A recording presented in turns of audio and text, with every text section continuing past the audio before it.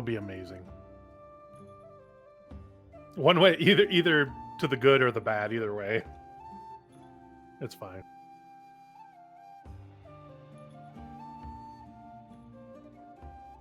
Mike is not muted. No. No, we can't hear. Why are your kids running around screaming?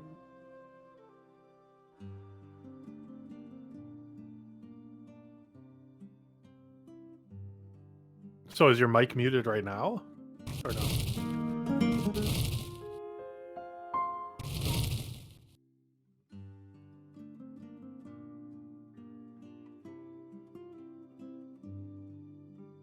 Oh, yeah, we didn't hear anything in the background, so.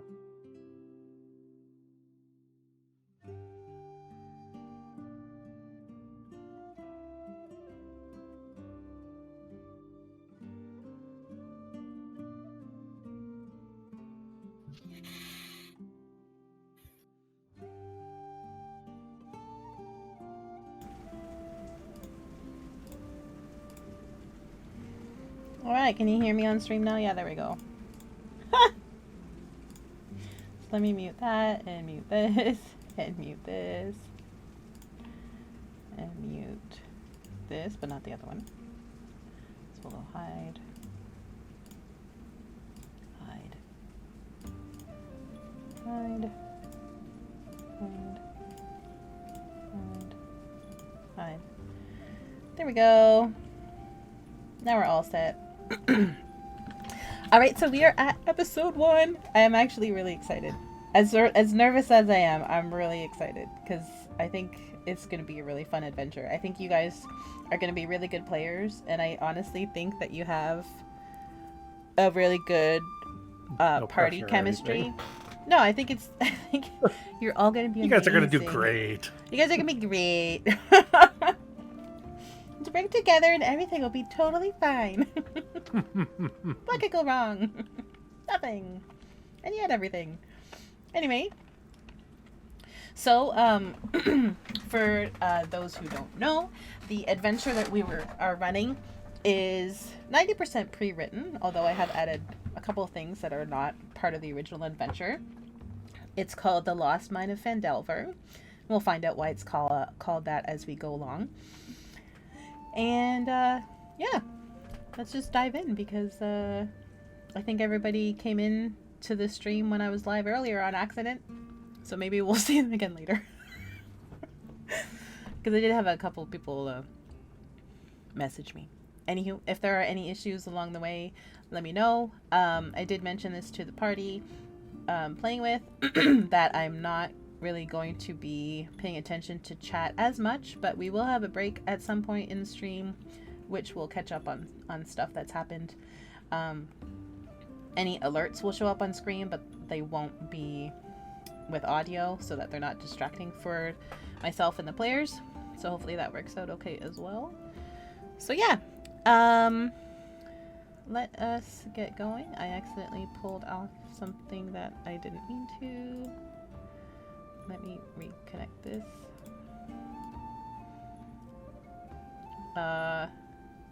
Somehow I pulled the... Here, let me close that. Okay, so for anyone in Roll20, there is a way that you can drag the chat out to a private window, which I accidentally did, so I can't tell you how I did it. But if you find out that you have somehow managed to pop out your Roll20 chat to a separate window, just close the pop-out window, and it goes back into being beside the map like it's supposed to be. So, here we are.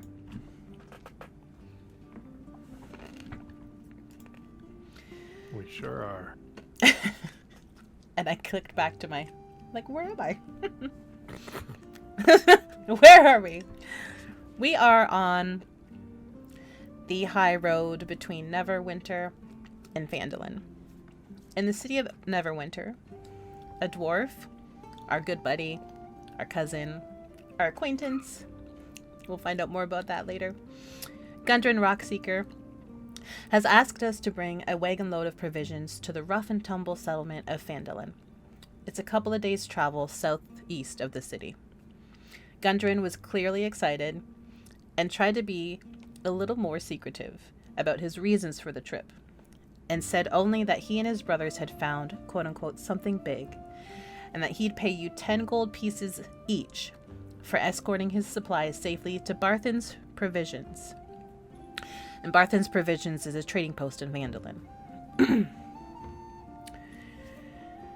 You spent the last few days following the high road south from Neverwinter, and you've just recently veered east along the Tribor Trail. The city of Phandalin is off of the Tribor Trail a little bit. It's about a 3-day trip. You've done 2 days so far, and now you find yourself setting up camp for the night, which is where we are right now.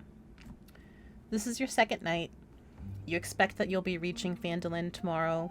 You don't expect any danger, but at the same time, you do know that this territory specifically does have a reputation that it can be a little bit dangerous, so you may have just been lucky so far.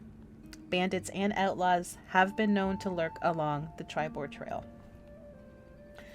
So here's an opportunity for each player to get a point of inspiration. If anyone's not sure, inspiration allows you to roll with advantage. An advantage means that you get to re-roll a bad roll for a chance at something higher. You get to basically hold on to inspiration until you use it at your time of choosing. You can only have one inspiration at a time, so you can't hoard like, oh, I have 3 inspirations. No, you have one, you use it, and then you can get another inspiration after that. Inspiration comes along sparingly, but there are opportunities for that to come throughout the campaign.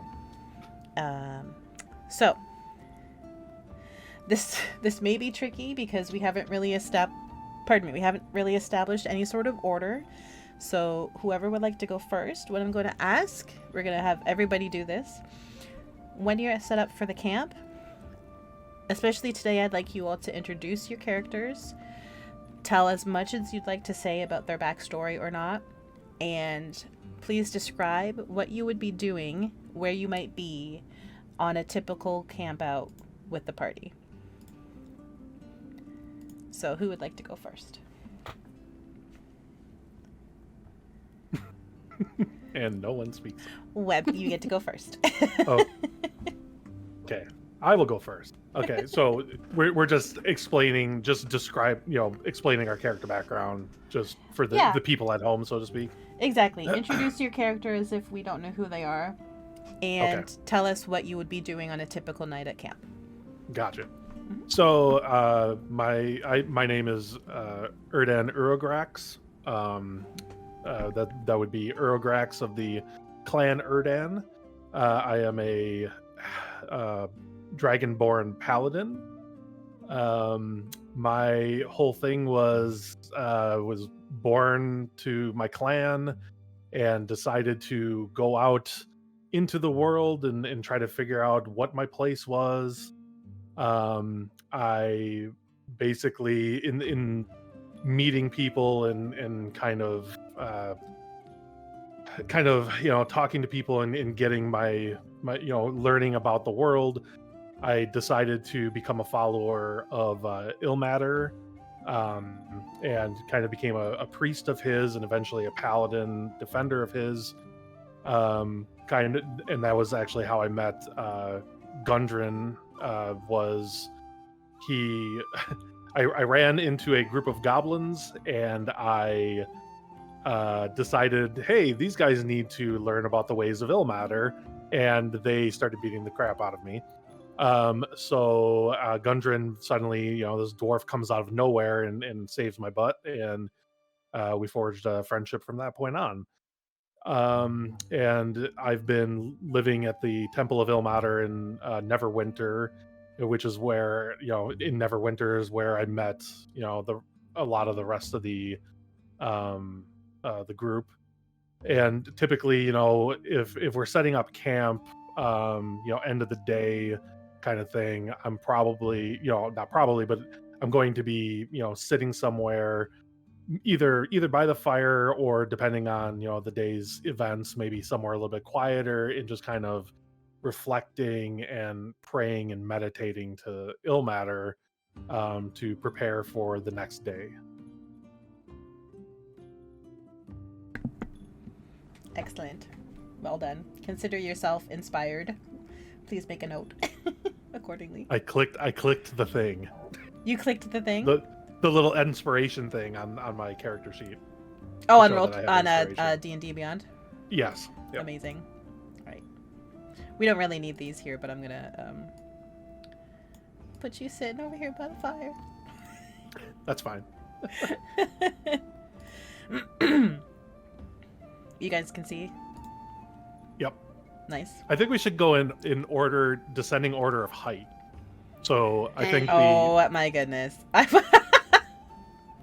give the halflings more time to think of what they're going to talk about. But that would mean Osben next. Yep. Is our bard ready to sing for us? Osben. Just kidding. Nice. Perfect. I'm just kidding, by the way. You don't have to sing. Oh, thank you. I do not sing well. That's okay. You sing beautifully. It depends who you ask, I guess. So Osben is the youngest son of a noble family, with three siblings. He's the fourth. Part of the noble line of Blackwood. They've been nobles for a little over 100 years or so. They were recognized for their contributions to the city of Neverwinter and raised up. It's expected for the children of the Blackwood family to eventually be shipped off to another city, somewhere on the Sword Coast, where they will open up another chapter of the Blackwood Trading Company. Osben, however, has been afforded the chance to sort of freedom. His father still expects him to do that, but his mother and grandmother do their best to afford him the opportunity to live the life he wants. And while he doesn't really want to deal with the Blackwood family, and he does not want to be a traitor, he has massive respect for what his family has accomplished. Oh, put me on the spot like this. Evil. If you think this is evil, it's we can only go up from here.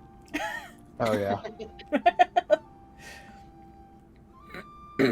Oh, it's funny. I've been giving this so much thought for like the past couple weeks, and then I freeze up.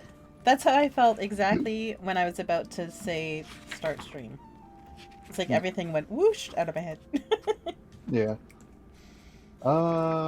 What else to say about Osben? Osben has a great appreciation for the arts. He was recognized as a talent for playing musical instruments since he was young. Has a very inquisitive mind. Unlike most nobles, he freely associates with commoners with no real care in the world for it, whereas most nobles might turn their noses up at it. He frequently plays at common taverns around town to earn money. He does this because his father has recently cut him off from the family fortunes because he was buying rare books in large quantities, which was eating at the coffers. He is on this expedition because his father's company had been contacted by Gundren, who was seeking services to travel supplies down to his expedition site. Gundren himself met my father and impressed him, in which my father made contributions from the Blackwood family to Gundren, and now I'm being sent down to check on those contributions to make sure that there's returns. As for where it would be in the camp, that would most likely be sitting next to the fire, strumming on my lute, trying to tune it properly. Nice. Well done. Thank you, Osben. You may consider yourself inspired. We'll have you sitting over here on this log. Oops.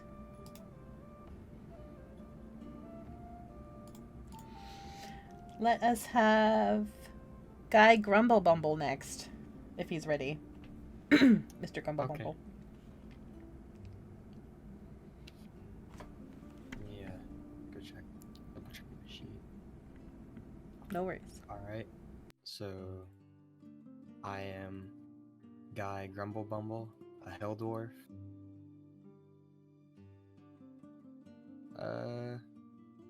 My character tries to be polite and respectful, faces problems head on. A simple, direct solution is the best path to success for him.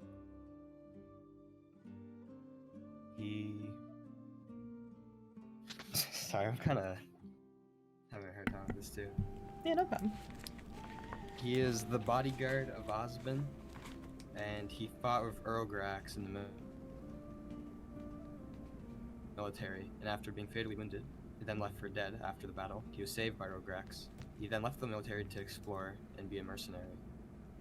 He has a mutual apprenticeship with Nedda, and met while bodyguarding as Osben, and his mutuals with Brandee in the mercenary world. Awesome. What would Guy be doing around the campfire? Probably talking to other people. Being chatty. Talking to other people, wondering what he's gonna do next. Yeah. He's a chatty boy. Yeah, he's a chatty guy. Is it Chatty GrumbleBumble? Yep, a chatty GrumbleBumble. I'll put you over here. Like you're He's- oops. He's a mumble grumble. A mum. Well done, Guy. Thank you. Consider yourself inspired. Please make a note that you have inspiration. Alright. And let me see real quick. I think Who's the taller halfling? I think it's Nedda. I think Nedda's the taller one. Let's see. Brandee is 3 feet, and Nedda is 2.9. Oh no. Wow. Brandee, you're next. 2 feet 9 inches. Knew putting in my height was gonna come into play. You never know. Hi there, I'm Brandee Tealeaf. I'm from.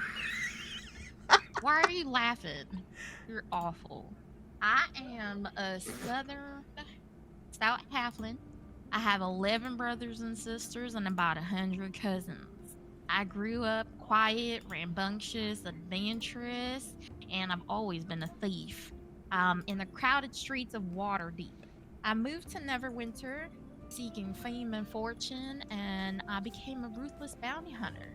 I'm known for knocking out my prey with headbutts and subduing them. And I'm also known for my submission moves. I'm pretty well known and well liked, but I don't really like getting close to people. You might know me through my sister Sherri. She's kind of a bitch. She married Gundren.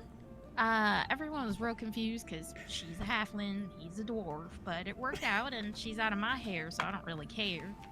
But Gundren's an alright guy, and we do some missions together sometimes. He needs, people found for his mercenary missions, and I get them found. I also am cousins with Nedda from the north, and around the campfire, you might see me striking at my flint, making new arrows for my crossbow. Excellent. I don't know if I should respond to you with a southern accent, but I want to. No, please don't. Well, thank you kindly, Brandee. I really no, okay, sorry. Brandee, I'm gonna put you over here on this nice little log. Actually, you know what? I changed my mind. I'm sorry. I think that log is gonna be preserved for our #1 Osben fan. So I'll put you over here, getting all nice and comfy there, and you can be taking care of your arrows. Thank you so much. Please consider yourself inspired, because I certainly am. Aw, thank you. You're very Do you welcome, my realize dear. that on the stream we can't see the log fire? I do not, ma'am. I thank you kindly for filling that information into my brain, because I forgot to switch around over to there. Now I wish it were good. Bless your heart. You're welcome. It's hard to shake that accent once you get going. All right. Thank you so much. And that leaves us with Miss Nedda Tosscobble, which I almost said with an accent again. Please go ahead and tell us what your. Please introduce us to Nedda and what Nedda might be doing around the campfire. Certainly, I would be happy to. So my name is Nedda Tosscobble, and Brandee, as you've already heard, is my delightful southern cousin. However, I grew up in the north in the sunny village of Plum Hollow. I am also a young halfling, but I am a Lightfoot halfling, unlike the other side of our family. Nedda, I have a very large family. I have, although compared to my cousin, it's kind of small. My parents are Pimfire and Arafina. I have 2 sisters, Brandee and Iwin, and then 3 brothers, twins Linfire and Corefire, named after my father, and Pimo, who's a bit of a pill. And they all work in our family bookstore, Tosscobble's. Tosscobble's has a delightful shop cat, Moonrise. And Moonrise is just the cutest thing you have ever seen, with a moon-shaped white spot on his chest.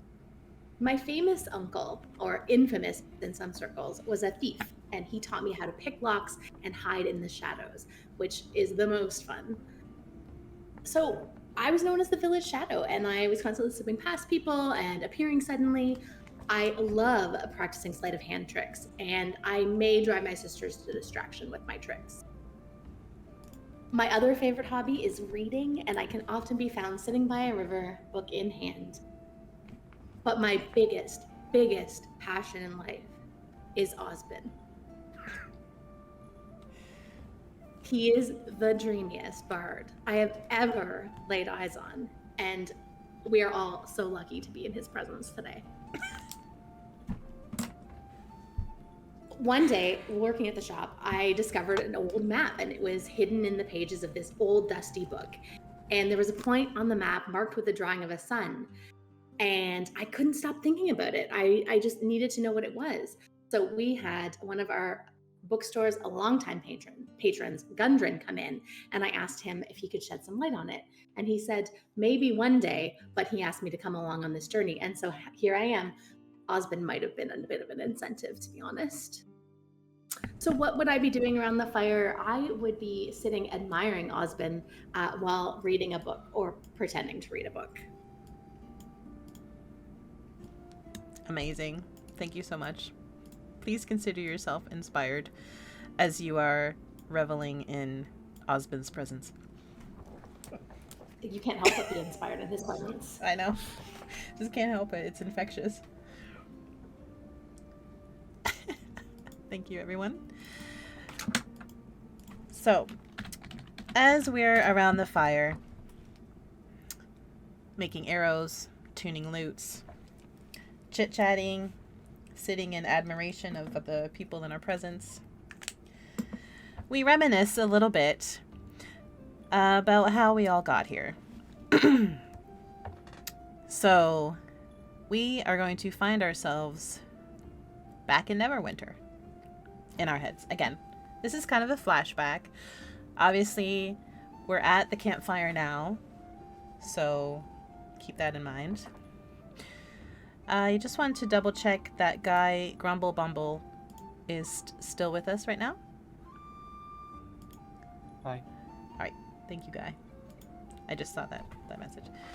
So, back in Neverwinter, all of you, especially Guy, remember Sildar Hallwinter, the kind-hearted human knight, formerly of the Griffin Cavalry of Waterdeep.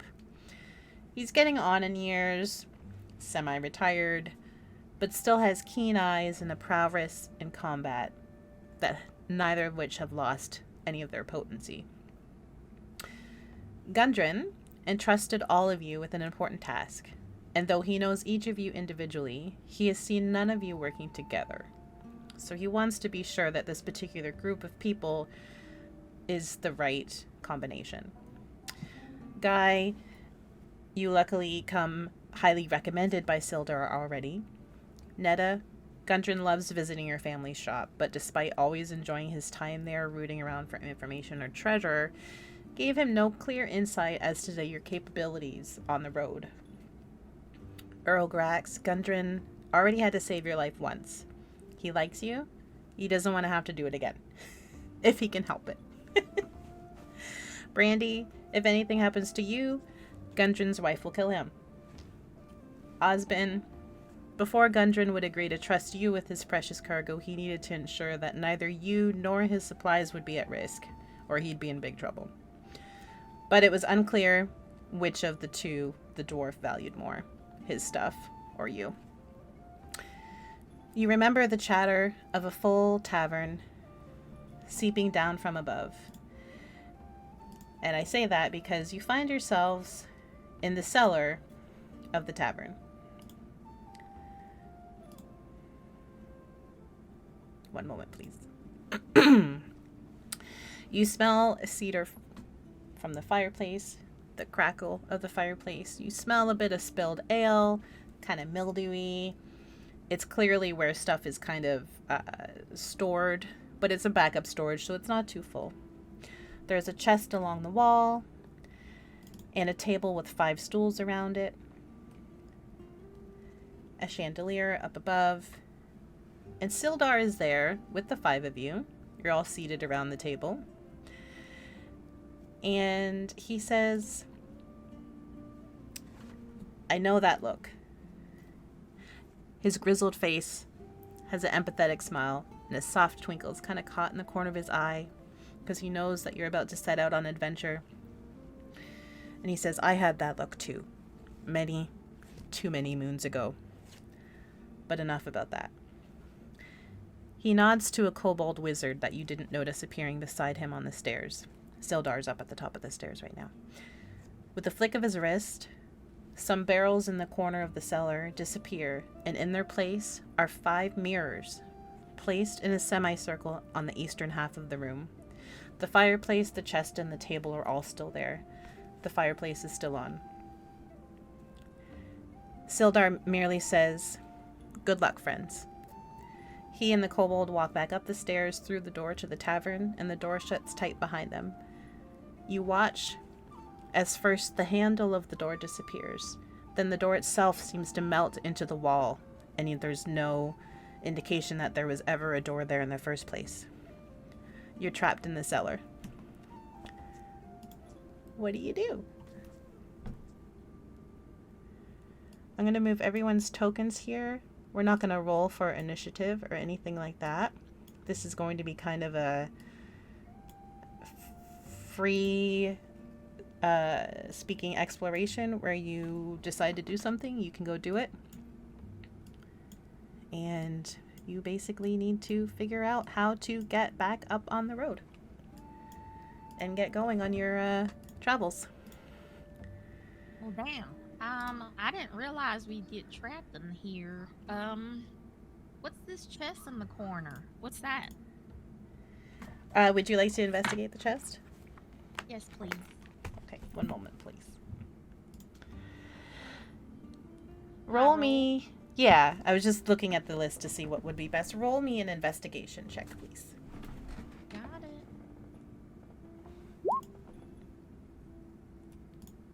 Wow. Oopsie. Nice. Oopsie.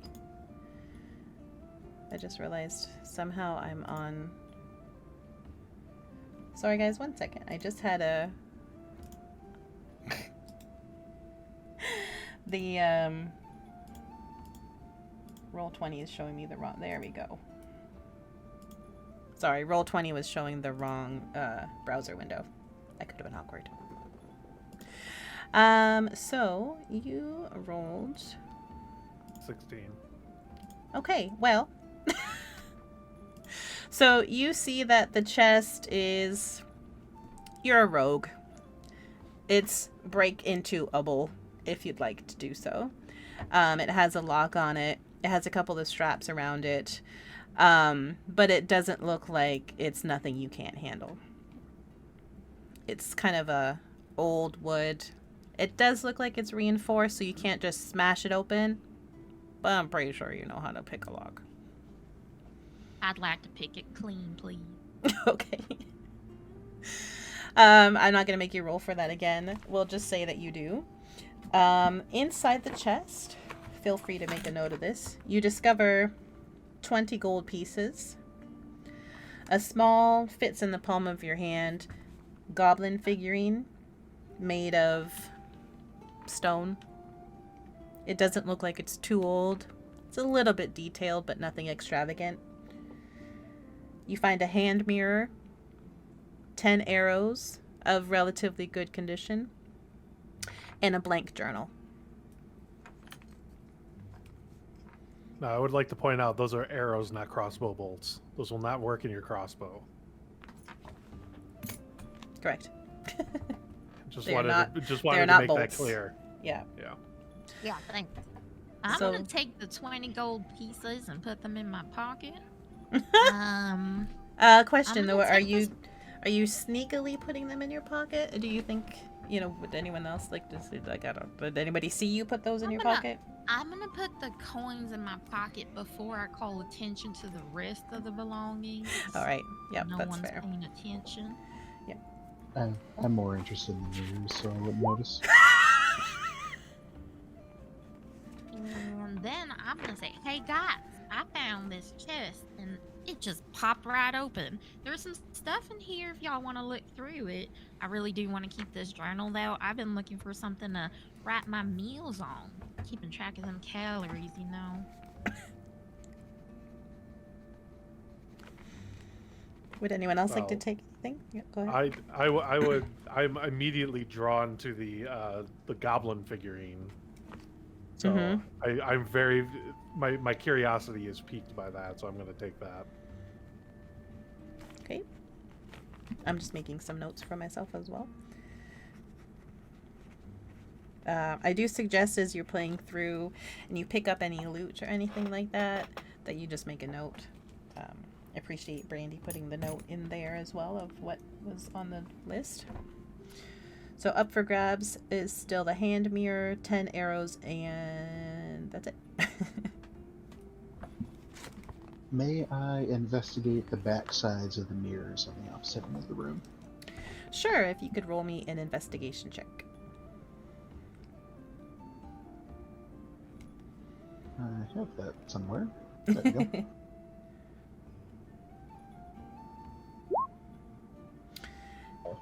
They're normal mirrors. You see nothing out of the ordinary. They're not a double mirror, just a wooden framed mirror. There's no carvings on the back or anything weird like that. Well, if no one wants anything else out of this chest, I'd like to move it and see what's behind it, between the wall and the chest, maybe. Sure. Give me a strength check, which would be, let me see, what would be the best one there? Would you like me to move it for you? That's also an I option. don't need your help, thank you. All right. Nice of you to offer. Roll me an athletics check, Brandee. You got it. Okay. Yeah, I didn't need your help. You are very easily. You kind of give a glare to to Urograx, an appreciative glare, like thanks for offering.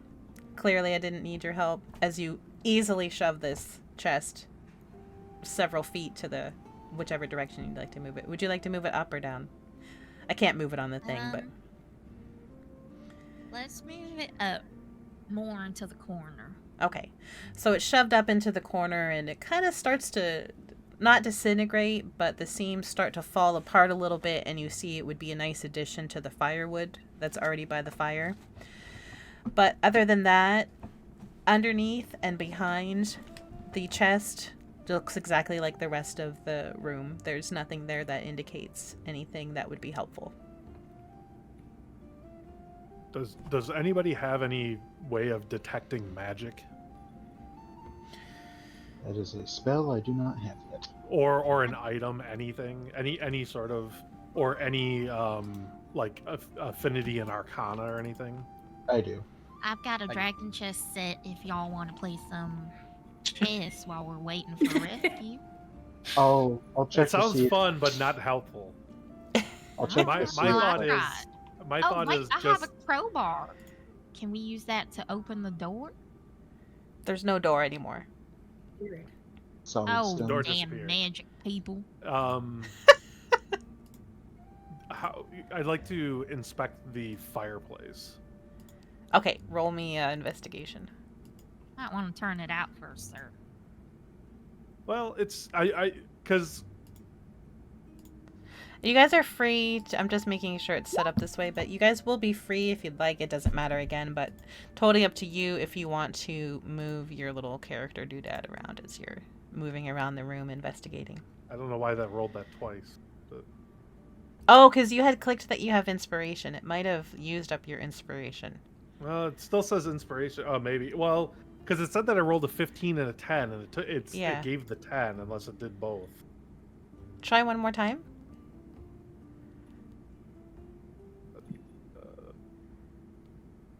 What was I doing again? Investigation check. Investigation. Jeez Louise. No worry. There it goes. Yeah, okay, it only did it once. 8. Then. Bummer that you only got an 8. It just looks like it functions just like a regular fireplace. Okay. But it is, yeah, that's all I can say with an 8. Somebody well, else I would want like to check to it? investigate the fireplace. Would you like There's to? something off about this fireplace, but I don't know what it is. Beside Irdan, I will check it. Well, I think I don't Nedda, need were you your gonna help. check it? Let the other halfling do it. I will check it. Okay. Investigation again? Yes, please. How do you roll for investigation again? Just curious. Excellent, Nedda. So on your D&D Oh, you high Beyond, intelligence people.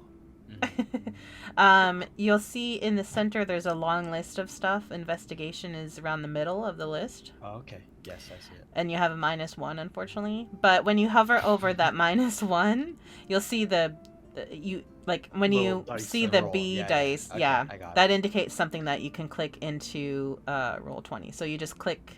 This isn't going to count, but I'm just clicking on your thing, for example. It'll roll it and then pop it up for us. Okay. So unfortunately, wait, did it pop up? No, not when you did it. Oh, interesting. I have a question. I'm looking over this blank journal. What if it's not blank? Hold that thought, ma'am. She went Real quick. English. She went English for a second there again. Nedda, you are investigating the fireplace, and to you as well, it is just a normal fireplace. The one thing that you do notice, though, is that unfortunately, despite the fact that there is a chimney, obviously, so you're not in danger of being smoked out of the room, but there's no way that anyone, even the halflings of the party, would be able to climb up and out of the chimney. So it is also not a viable escape route. And again, seems completely normal. The flames don't seem magical at all. They're just burning a normal color, and the ash and everything, the soot and everything of the fireplace seems like it's been completely functional properly for quite some time.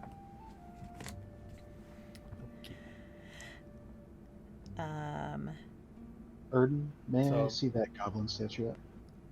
Yeah, I was Sure. gonna say, I was gonna try and check it too. Yeah, go for it. I hand the goblin statuette over to Osben. Osben. Jeez, I almost said guy. Osben. I'd like to Um, roll in a check to examine. An Arcana check? Sure.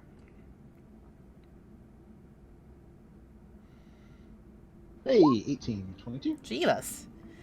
So,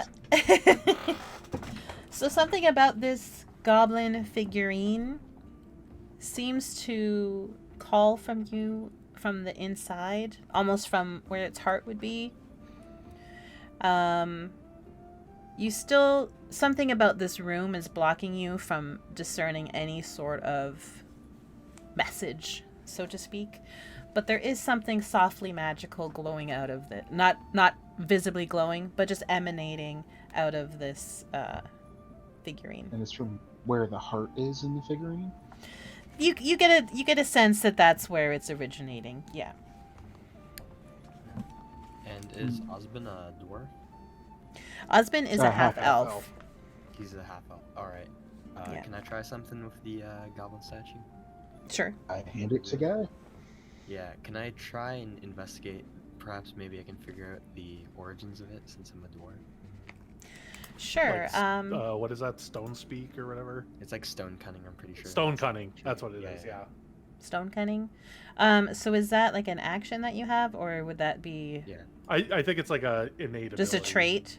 Yeah, if you want me to read it, Okay. that might help you out. Whenever you make an intelligence bracket history check related to the origin of stonework, you are considered proficient. Well, that's history though. That Oh, wouldn't be that's history. investigation. That's a. I was an gonna- actual specific thing. Yeah, I was gonna have him do history on this one though, due to just the nature of what he's trying to discern from it. Okay. That makes the- sense then. Yeah, the one thing I'm not sure about is how to add a proficiency bonus. Oh, +2. Okay, I see it there. Yeah, plus so he gets +1 because I think he automatically gets -1 because of his Yeah. intelligence. Yeah. Alright. So go It should ahead. say next to there for him. It'll say +1. All right, Yeah. So go ahead and do the history check. do the history check. Okay, Mhm. so just roll it with the minus 20.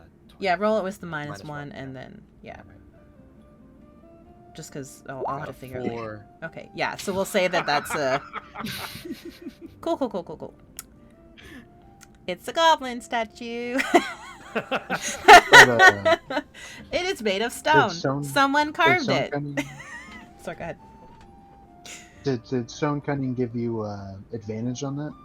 Yeah, it gave me advantage. Yeah, like So a we could +2 roll for a better proficiency. It didn't give him But- advantage. It gives him proficiency, which my understanding is Ah. different. Yeah. Well, he should so. he should have gotten a +1, not a -1, if he's proficient in history. That is. Oh. Okay, so He- it said add double my proficiency bonus to the check. Okay, so you got like Oh, so a it would add 6, 4, so it would 5. Just add still not 3. good. Yeah, which is probably still a fail, but Yes. It's gray.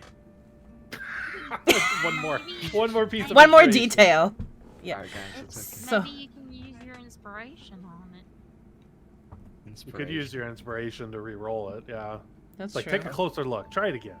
I might as well go for it since we have Really look Oh my at it God, closely this to... Yeah, squint my eyes. Grumble, maybe. I'll grant him bardic inspiration. Oh, you guys are killing me. Alright, so if I take this off, I can do a reroll. You don't have to take anything off. Just do a reroll and. Well, and- yeah. If you Yeah. have it check, if you have the inspiration thing checked, just uncheck it so that Okay. you know that you don't have inspiration anymore. Alright, yeah, my guy isn't very intelligent. He has 8 in intelligence.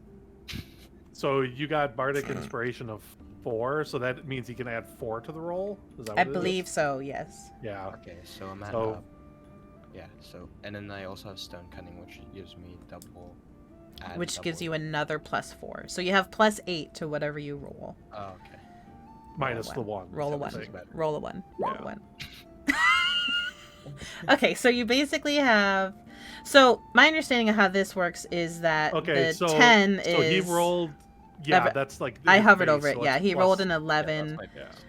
and it's down to a 10 with the history adjustment. So it's 10 plus 8. eight. So you have Yeah. 18. There we go. So That's we're better. investigating the history of this goblin figurine. Yes. Now I know why they say that you're never going to be prepared. Yeah. Yeah. It's gonna be like I just imagine us all like staring at this like action figure goblin. yeah, It's yeah, like- yeah. What is it? What do you see? It's got to be the goblin. It's got to. Guys just standing there going, "Give me a second. Give me a second. I'm checking it out. Wait." Looking at every little detail on it. Exactly, yeah. So you start noticing that kind of like, you know, a picture on the wall. This isn't exactly, this isn't quite what you asked, but I'll get there. So, bear with me. So, no matter where in the room you are holding this goblin figurine, it seems to be like, you know, I was going to say as a picture on the wall, it seems to be following you around the room. Sometimes the eyes seem to move. The same thing's kind of happening with this goblin figurine, and it's kind of looking around the room towards the mirrors. Just that half of the room, not specifically in the mirrors, just that half of the room. And something about that helps you figure out that the history of this figurine came from someone who was trapped in the same cellar, and they managed to somehow chisel some stone off of the floor and create this figurine out of it, and were able to imbue the statue with some guidance on how to get out. All right. So, It's something with the mirrors. yeah. So I wanted to get back to something Brandee had asked a question about the notebook a little while ago before we got fixated on the... I didn't forget goblin. Brandee. We just had to step away from the goblin for a moment. Thank you for not forgetting me. No problem. So you go ahead with what you were thinking about with the notebook. I can't detect magic, but it seems like it'd be weird for a journal to be blanked, especially in this room. Maybe someone else can take a look at it and see what they can find out about it. I'll take a look at the journal. Well, here you go. So Osben, Rolling an Arcana check. Nope. I was gonna give you the option to maybe do some insight check Oh, if you that would might like work to better. change your mind. Just gonna give you that. Insight. All right. Because Arcana tells you it's paper. Okay, I'll give you a freebie because it's the first session. So, Brandee's intuition was correct on the journal. Oh, what? Oh, Nothing. Your Okay. audio cut out a little bit. okay. We Am hear I you, back? though. You're fine. Yeah, You're okay. good. Okay. You're Thank good. you. Thank you. So Brandee's instinct on the journal was correct. It is not simply just a blank journal. You're obviously not able to discern what it says right now, but you were able to get the sense that there is some sort of invisible ink situation going on with this, and there could be some helpful messages in the journal. Can I suggest something? Absolutely. Dang, I knew always. something special about it. Let's try seeing if we can read it through the mirror. Like hold Oh, it, hold the yes. book up to Yeah. the mirror and see if there's Yeah. something in the reflection. That's very Yeah. clever. Yeah, that's as good a suggestion as any. The hand mirror or the 5 big mirrors? Oh, Let's go for both. Try the hand mirror first, since they were packaged together. Who's got the mirror and who's got the book at this point? I think I'm still holding the book, probably. So. And Okay. Brandee, I think, I has the think mirror. Well, I left it in the box. But Yeah, Oh, nobody it's still took the in the mirror. Grab it. Nobody wanted the Okay. mirror. So we'll just assume, I don't want to make you guys roll for every single thing that you do. So we'll just carry on because Osben's insight roll was so good. He gets to continue on figuring out what's going on with his journal. It wasn't a nat 20, but we're there. And basically, holding it up to the mirror shows indentations of writing that you can kind of discern if you hold it up to the firelight in a certain angle. And all of it says, though, is the numbers 1 through 5 in sort of a nice flourishy thing. And there's it has kind of like a semicircle, like a backward C on the page, and the numbers 1, 2, 3, 4, 5. So I'm going to assume that's referring to the 5 big mirrors in the side there. That sounds logical. Actually, Do you those see are that? What is the backwards Yeah, yeah. C? The five lines are brown lines are mirrored. Oh, okay.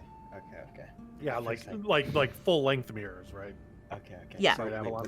And let me say, Notes they're again. like oh, sorry, guy. Sorry for cutting you off, my bad. No. It was mutual, I think. My bad. Did you have a question or something you wanted to say? Oh no, I just want. What was it? What did it say regarding the mirrors again? The book? It just says 1, 2, 3, 4, 5. It just like numbers them, I guess. Yeah, All right. it didn't That's say all anything. that's in the journal. There's nothing else in the journal? You It's can just the one thing. see, like, that's what's on the page that's open, like the whatever page they were open to. Flipping through the journal, you see the numbers 1 through 5 in different orders. 2, 3, 1, 5, 4, 5, 1, 3, 4, 2, and so forth. Each page has a different order of numbers. And near the back of the journal, the writing starts to get a little more aggressive and scratchy, like someone wrote it with some frustration. Alright, so there's like some sort of puzzle they're trying to figure out, I guess. Yeah, something about doing something with the mirrors in a specific order. Okay. What's the last entry? Just a bunch of scribbly lines. Not even just numbers, just scribbly lines. Yeah, just like really angry, like they just were What's writing the, I give up, but angry. What's like the last combination of numbers that we can discern?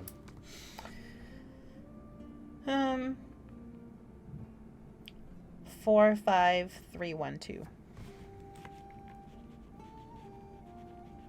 Because it Alright, stands to reason that's probably whatever we need to do with the mirrors. That was like the last combination they tried. I still think I think the goblin figurine that may help us figure out too. The goblin figurine was staring at that specific section. Is it staring at a specific mirror? No. Alright. Let's Are there- try and move there- it. What if we bring it closer to the mirrors? Like Yeah, that's bring what it I was up gonna to suggest. bring it to like each mirror and see if something happens. So is it still with you, Osben? I think I handed it to Guy, so Guy would probably yeah. still have it. Oh, okay. I'll just go up to the different mirrors and see what happens. I go to the top one at the start first and see what happens. Is that number 1? Yeah, we'll just... Well, they're not specifically labeled. But yeah, we'll start from the one at the top and see what it does. Hang on a second.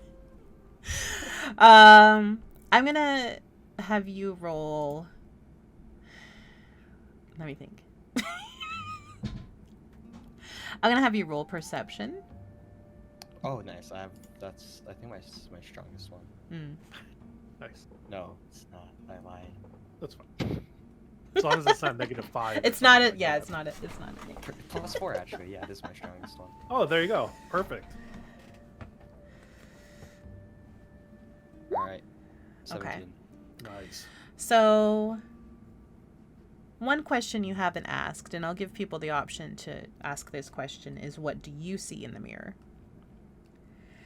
And what ends up happening with the statue is his eyes kind of start spinning around in his head.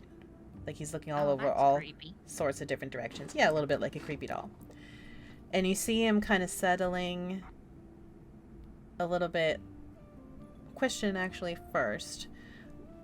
You're obviously standing towards the mirror, looking into the mirror, or are you just are you just standing looking like just standing in front of the mirror? Like which way is the goblin facing? I'm facing the goblin directly at the mirror, and I'm also looking the same direction.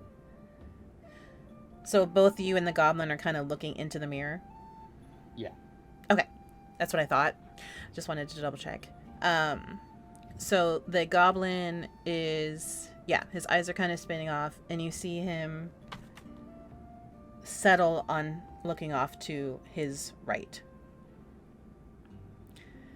And in the mirror, you are, you see your reflection as you, but in the mirror, you're not holding the goblin statue. In the mirror, both of your arms are pointing to what is your right.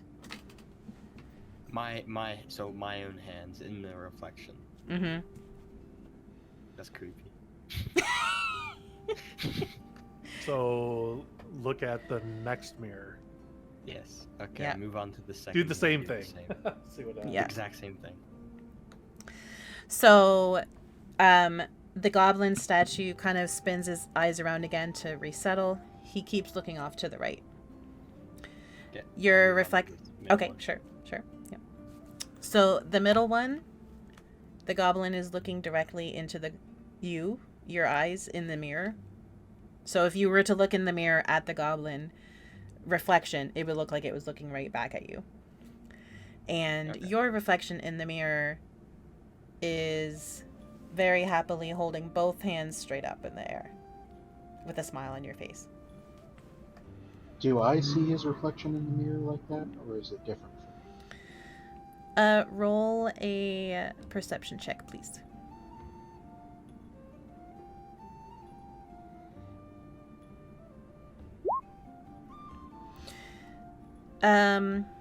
You see his reflection like how you would expect to see it. So the reflection is him looking at the mirror holding the goblin statue. It's not doing anything special. Okay. I would like to walk up to the same mirror that Guy is looking in and look at my own reflection. Okay. Yep, you can do Like so. stand side by side kind of thing.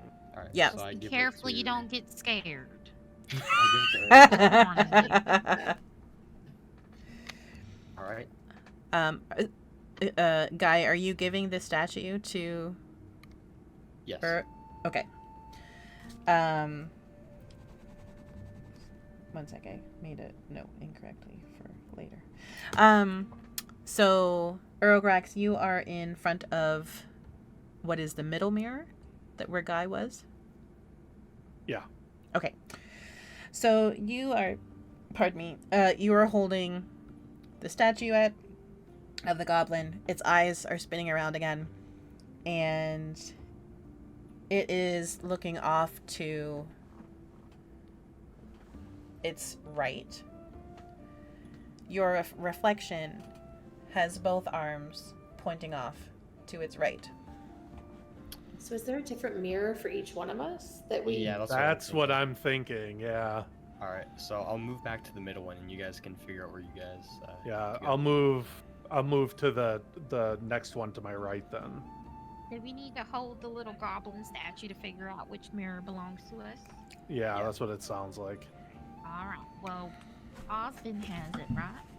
I have it right now. Oh, all right. Well, you know where you go. Well, I'll I take know it where next Osben goes. I'm one of the Oh, you know the where Guy next goes. mirrors. time. Okay. So Or you not figure Osben, out where sorry, you yeah, go Guy. next. Yeah, All so I'll move to the next mirror and look at my reflection again with holding the goblin statue. So the reflection looks exactly the same as it did in the other mirror. Both arms pointing off to the Okay. right, the reflection's right. So I'm going to walk to the final mirror. I'll stand in front of that mirror, and then I will, I guess, I'll hold out the goblin statue for the next person, whoever wants to take their turn. Which it looks like it's Osben. He's zoomed down over there.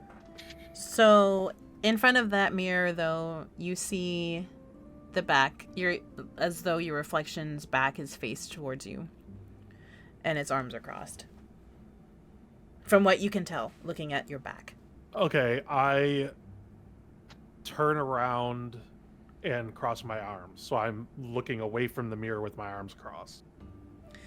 So do you figure you can I think see... we have to. I think we have to mimic what we're seeing in the mirrors. That makes enough sense. Yeah. So Osben Guy needs to do what he sees in the mirror.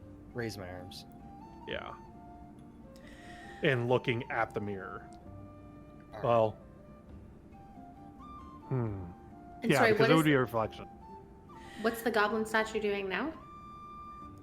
Right now, it's... I'd like to say that Urograx still has it, or did you give it Yeah. to... No, Okay. I'm still holding it. Okay.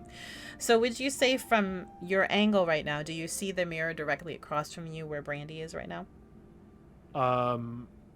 Well, I'll 'Cause turn you're- back around and look into the mirror, like that I'm standing in front of.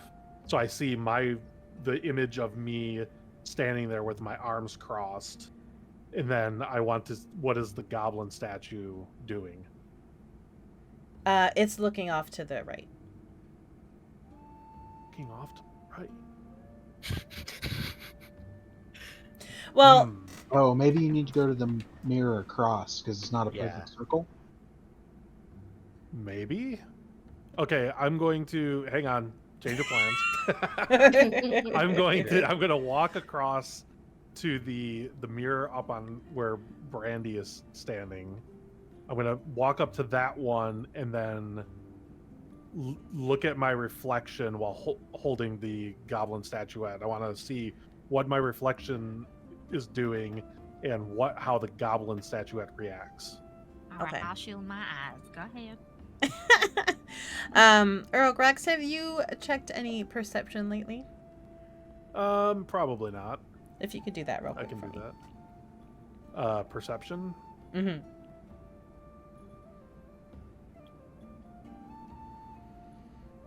That would be a 19. Okay. So you see yourself in a similar pose to Guy. You have well, I don't know how much you smile as a Yeah. Okay. you know Where what I mean? My arms are up in the air. Correct. Okay. Okay. And the goblin So is I will staring straight into the mirror. Okay. So I will stand here. Apparently, this is my mirror. Now I will hand it. I guess I'll just give the statuette to Brandee since she's standing there. Right, thank you very much. I appreciate that. I guess I'll go to this mirror and try looking in it, seeing my pretty reflection. Could you roll me a perception, please? I sure can.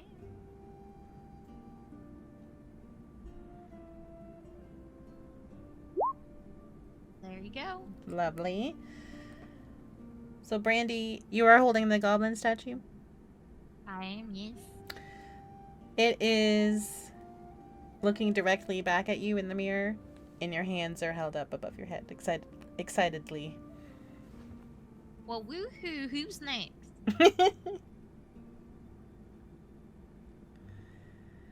I will take the statue from my cousin. Well, here you go, Nedda love. It's your turn. Thank you so much. And I'm going to head over to this mirror right here, and I am facing it with the goblin in my hands.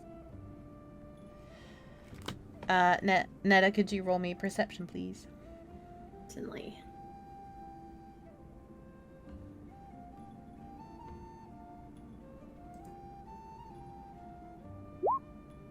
You guys are really good at perceiving what is happening in the mirrors right now.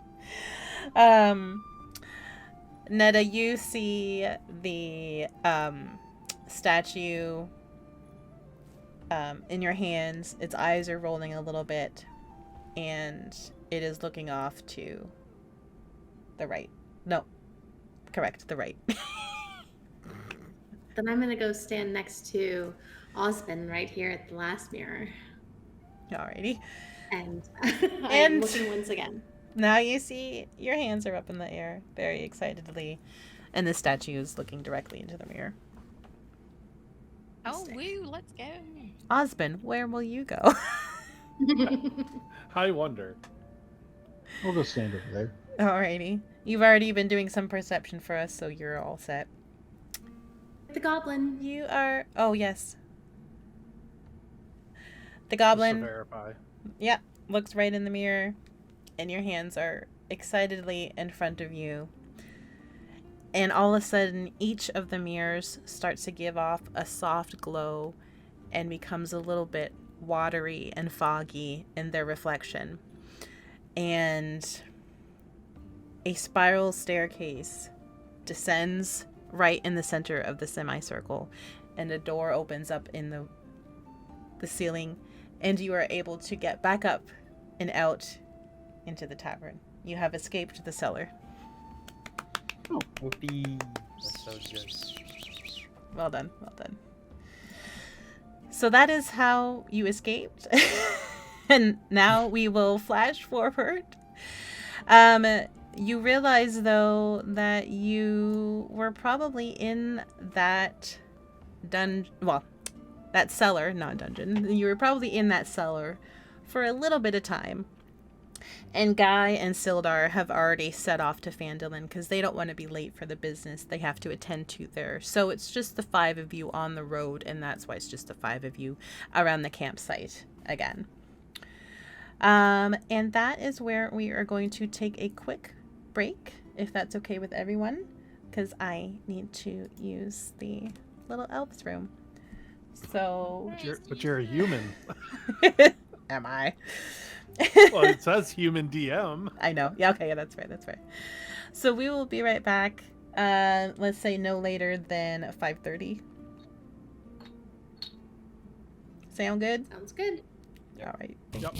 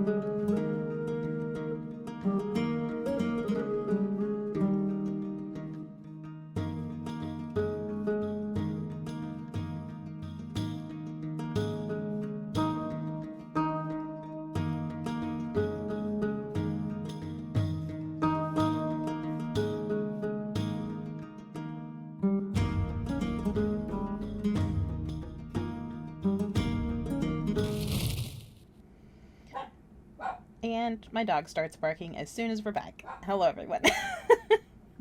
Thank you for being Hi, here. Rufus. Yeah, hi, Rufus. He's my door is closed, so he might be annoyed that he can't get in my room. But yeah, so we are back at our campsite. Well done, everybody, for making it out of the cellar of mere nonsense. Thank you, LLP. I saw the bits. I really appreciate that. Thank you so much. Sage, thank you for being here. And anyone else out there lurking. Yeah, we will get back to it. I just want to check a couple of things with the items that we had in the cellar and where they ended up in terms of who has what at this point. There's a certain amount of gold pieces that may or may not have gone to someone. I think we can just know. I didn't see any of that. No, we know where. I said nothing. There's a journal, so I just want to check who has the journal, who has the figurine. Who... I still wanted the figurine. Okay, if everybody is okay with that. I'm fine with that. Okay, let me write this down real quick. I'm not gonna argue with you. I mean, you could. The other halfling would. I mean, if you That's guys true. stood on each other's shoulders, you still wouldn't be as tall as. No, you wouldn't. I'd still be 1.5 feet taller than you, at least. That's funny. So the goblin statue to Urograx. Journal. Did you keep that, Brandee? Yeah, I still have it. Okay. And again, just for like what you may wish to use the journal for in the future, at this point it's just a blank journal. Its magic was really only valid in the cellar, so you can use it for whatever you'd like at this point. Okay, I'm gonna use it for counting calories. Exactly. If that's what you want to do, that's totally fine. You don't want to become one of those stout. Oh wait, no, you are a stout halfling, right? Oh, excuse me. I'm proud of my stoutness. I just want to be healthy. Let me make sure. I call dibs on the hand mirror. Okay, hand mirror. Of course, that makes sense for Osben to have a hand mirror just to check the hair floof occasionally or whatever the case may be. Gotta make sure I'm looking heroic all the time. That's right. And then there was 10 arrows. Did anyone want to take them? Is anybody using an actual bow? No, I use bolts because of the crossbow. Crossbow. Mm-hmm. I also have a crossbow. Same. You all have I crossbows. was Okay. gonna say Nedda has a crossbow too. I couldn't remember. So you all have crossbows. Nobody has a regular bow. So are we gonna leave the arrows behind? I guess leave them. Can I take them and sell them at some point? You sure Oh, can. that's a good idea. I'm gonna take them. That's good Alright. rogue thinking, cause good job. Thanks.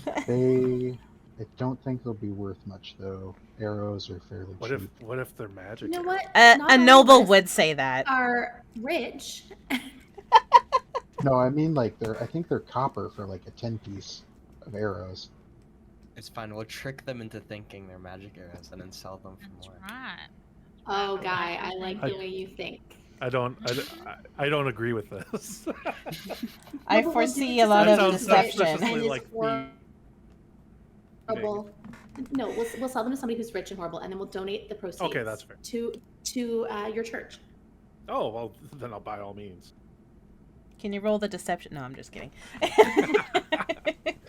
I'm actually like pretty high in deception, so. Yeah, I am too. Oh my goodness. Yeah, arrows are 5 copper. There you go, 16.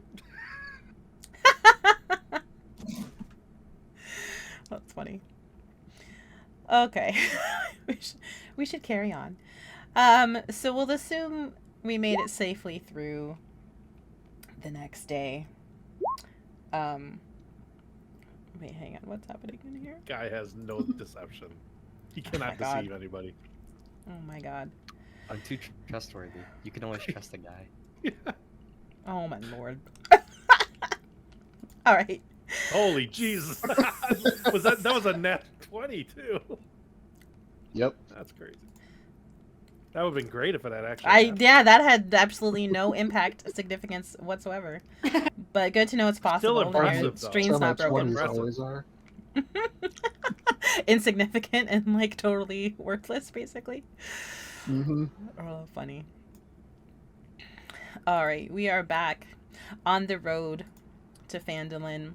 We have safely made it through the night. On the road again. Thanks Good for too. reminding me to turn back on the music so we have something playing in the back. There we go. So, we have a cart, which you may have seen from our prior page. You may have noticed. All of the supplies from Gundren are in a cart. Let me just make sure that this updated properly. Okay, so you see the map. Road to Phandelver. You may have to zoom out. And Update the map on stream as well. Is there someone driving the cart, or are we driving the cart? so that is my first question, essentially.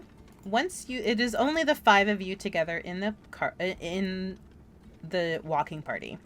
You have 2 oxen that are with you that are pulling the cart. And what I would love to have you all establish for me, please, is... Hold on a second. I can't get into my notes. They're password protected and the password didn't work for me. 1 second. Hold, please. Can we name the oxen Cheech and Chong? Cheech and Chong. I have no problem with that. I don't is it- think Guy knows who. No, I don't think he knows. God. Which is totally That's fine. Just fine. fun You're names. not old. They're fun to like, say. You're not old like Brandee. Oh my god. I'm wise beyond my years. So, You're does wise. anyone have I don't know. animals Wise in beyond the- that far. Definitely beyond her years. Sure. I said my ears. Oh, your ears. Oh my god. Sorry, Oh. the British accent was throwing me. Oh I my don't god. have Lord. a British accent. Anyway, carrying on. Anyway, Carrying yes. on. So we have established that you're on the road. You're now on the Tribord Trail. You're within a day's walk of Phandelver. And you are hauling Gundren's stuff with you. And I would like to give whomever is keeping track of these things a list of what Gundren's stuff is. I'm just going to say it out loud, so whoever wants to take notes for such a thing can do so. It includes 12 sacks of flour, several casks of salted pork, 2 kegs of strong ale, about a dozen shovels, about a dozen picks, about a dozen crowbars, 5 lanterns with a small barrel of oil, and that's it. And the total value of which is about 100 gold pieces. And a reminder, that you are taking this for him to Barthen's Provisions in Phandelver. So, you're about half a day's journey into... I'm sorry. Go ahead. I lost you at a dozen shovels, a dozen picks, and 1 last dozen. crowbars. Crowbars. And then after... I have everything. Yeah. After crowbars was 5 lanterns with a small barrel of oil. The total value of all this stuff is about 100 gold pieces. And just for new players, there is a chart somewhere on D&D Beyond that... It's on the cheat sheet as well. It is? Okay, The- good. the one- the Yeah, one I that's in forgot about color. that. Mm-hmm. Yeah. Yeah. It's got It'll- the currency system on there. Perfect. Thank you for pointing that out. I forgot about that. Yeah, it's One got the whole gold little is chart. $10. Yeah, so it's about $1,000 worth. That's a good way to say it. so it's, not unvaluable. Certainly would be a shame if anything were to happen to it. So, you come around a bend, and the woods here are a little bit closer. There's a little bit of a rise on either side, sort of small cliffs. Cliffs is extreme. It's not a cliff so much as just about 10 feet up. There's just a change in terrain. So the trail kind of goes... Sorry? I said, sure looks like a cliff to me. Well, it's a little overly dramatic on that particular image, but yeah. No. And also, usually 3 is fantastic. Okay, my God. Okay. Yeah. I think that's what she was getting at. Yeah. Oh my God. Okay. It was a short joke. So They look like molehills to me. I don't understand. some of Sorry, go you ahead. could easily climb and or jump over these. Some could not. So there's a steep embankment. That's the word I was looking for. And dense thickets on either side. You round a bend, and something feels off. And before anything goes further, I would need everyone to explain to me where they are in walking. So who would be driving the cart of the 2 oxes? Who would be walking? Who would be kind of chilling on the cart being pulled along? Where is similar to kind of... with Cheap and Chong. Okay. You're going to be doing what? Up Oh. with Cheech and Chong. I was going to say, that's where I want to be too. I would be walking up next to the oxen. Does anyone have animal handling as a skill? I do. You would probably be driving the cart then. With my cousin Brandee right next to me. Yeah. Sorry, one moment. I'm just taking some notes really quick. So, Urograx, you are walking up with oxen? Yes. Yeah, I'm walking next to them. Just in case trouble happens. I want to be ready. Okay. So, Brandee, are you in the cart with Nedda, or are you also walking? I'm in the cart. I can't keep up. Okay. With those So- tiny little legs? Yeah, no. So I did actually read about this. That's an interesting thing. Because I was like, we have some short people and not short people. How does that work with travel? So the game assumes that over time, travel speeds, when you're on the road, cancel each other out. So some people, some creatures who are shorter may have more stamina. So that's implied, I guess, somehow. Mhm. So eventually, through the act of like walking faster but taking more breaks, or walking, whatever, it all equals out. So over time, the differences in walking speed on the road actually don't make a significant difference. Yeah. Just a Yeah, little it's more movement thing. and combat. That Exactly. Yeah, it's more like when you're into like the nitty gritty of how many feet away is your range or melee or whatever, or do you need to get from this corner to the other corner of the room? Can you do that? That kind of thing. That's where your speed really comes into play. Well, I'm saving my energy and my strength for the future. no one makes a Absolutely. Southern Belle walk. Exactly. Yep, that's absolutely I'm fine. not no Bill. I just wanted to give you that option. You're not a damsel in distress, as we have established with the chest earlier. Thank you. Mm-hmm. So you will be sitting in the cart, and Nedda is also sitting in the cart, but as the driver. Where do we find Guy and Osben? I'm probably walking beside the cart, strumming on my lute.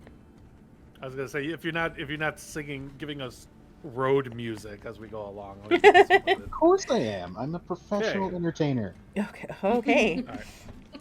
Nedda is just I'm a swooning. consummate artist. Mhm. Artiste. An artiste. An artisan. Yeah. Distract me while I'm steering the oxen. That's right. Yeah. I can. Do The that. oxen keep veering off into Osben, kind of.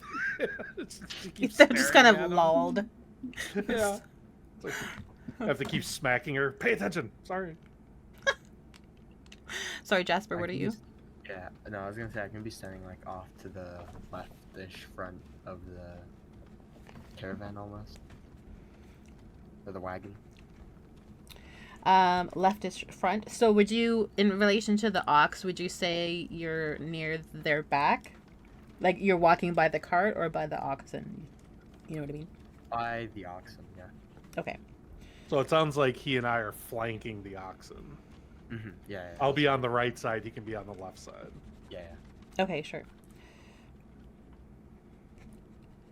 And then and Osben, are you back a little bit further, closer to the cart? Yeah, I'm probably you say? walking right beside the cart. Okay.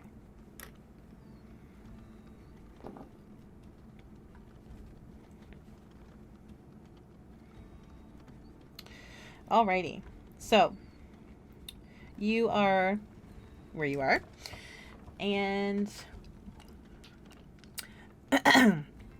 you come across the corner and around a bend, and you see this previously described cliff, not cliff, embankment area where there are thickets and trees, and it's a little bit of a tricky area to navigate. And sorry, one second. And ahead of you, you see 2 dead horses in the road. Oh. Yeah. With arrows sticking out of them. And at this point, the oxen are probably getting a little agitated. So, Nedda, you'd probably want to figure out how to handle the oxen. How would you like to do that? Well, I know that oxen really like soothing music, so I turn to the most brilliant bard of all time, Osben, and ask him to play a soothing lullaby to calm them down. Alright, I'll play his lullaby. Though, can I ask, since my family has history with trading, would I know what an ambush might look like on the road?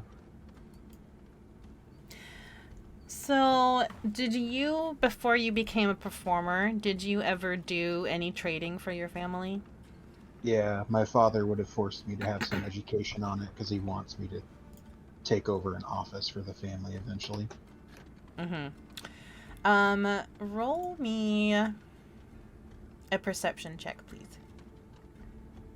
Not my strong suit. But, You got Could be this. I worse. believe in Could be you. worse. Could be worse. but I am going to give myself Bardic Inspiration. Well, you are playing music right now. You've been so- playing for quite some time. You're only getting better. Okay, so that's 18. So yes, you are very suspicious that this has the potential set up to be a good place to ambush anyone walking on the road. So I'll quickly warn everyone, and then I'll try and soothe the animals, I guess. Nedda, could you roll me an animal handling check, please? I will assist with that. Which I think assisting does something, but I can't remember what it does specifically. Oh, good God. I don't remember assisting. Let me... Let me give it a Google. Yeah. Later. How do I search real quick? The creature you aid gains advantage on the next ability check it makes to perform the task you are helping with. Well, Awesome. good, because she needs it after that 8. Yeah. So, just real quick, because it's a good opportunity. I normally wouldn't, in the middle of a session, call out things happening on stream, but I just wanted to say some appreciation to Moto just now, who rated us with 17 viewers. Thank you so much. I really appreciate it. Thank you guys for being here. I really do appreciate this is our first episode of our new D&D group. You're in for some exciting action in a moment, maybe. Who knows? But yeah, thank you for being here. But I will, going forward, just to be able to keep my focus on the game and my players, probably won't be able to interact with chat too much, so I apologize, but just know that we appreciate every single person who's here for however long you choose to stay. I hope you had a wonderful stream today, Moto. Thank you again. Really appreciate it. Back to the game. Right now, we're just trying to figure out, I think Osben, being played by Lord Donut, has just figured out what giving someone an assist on a roll does. And did you say it gives them advantage?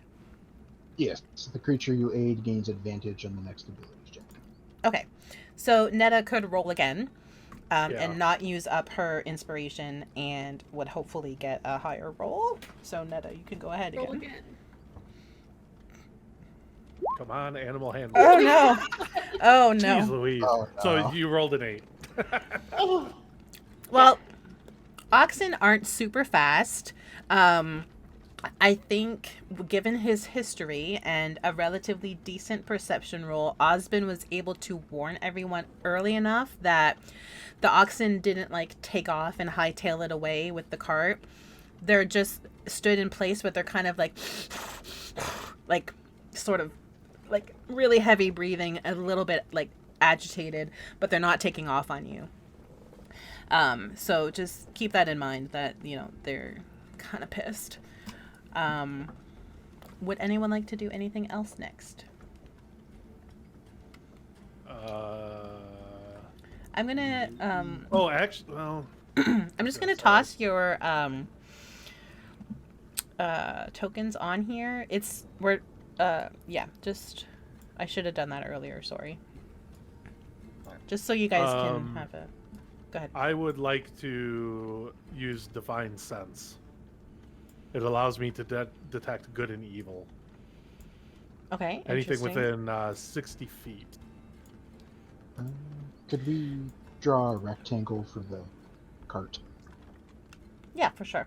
I think I may actually have 1 second here.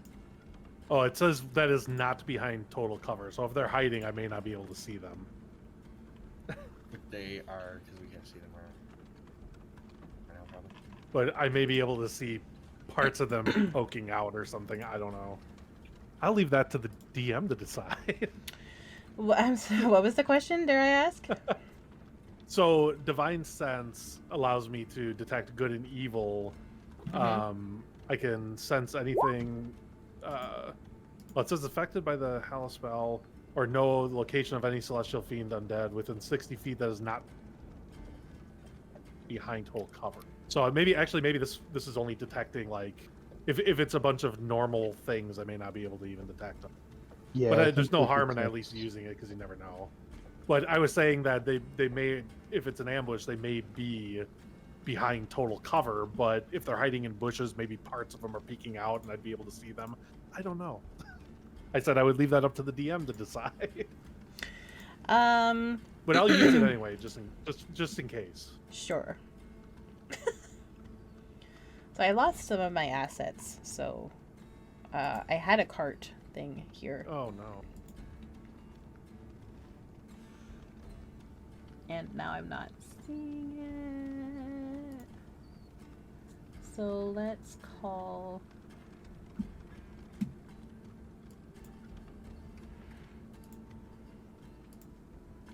I should have done this. Yeah, it looks like it's just for like magic creatures, but just in case, who knows? We may be getting attacked by undead or something, for all I know. Yeah. Do you guys see this cart? Mm-hmm. Okay, we're gonna fix it up a little bit. It's so beautiful. We're gonna go. I don't. Why is it pink? Stop being pink, you weirdo. That doesn't make any sense. Okay, there we go. That's the cart. Let's get rid of that one. And that, and that. Let's make it's here. You're here. Oops. Oh yeah, could you give us Here. access to our characters? Yes. here.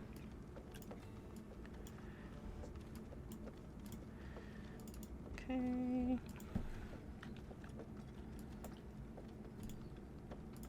Maybe we should get some people to move up and investigate the hills. I may be small, but I'm pretty good at investigating. I'm willing to go over there.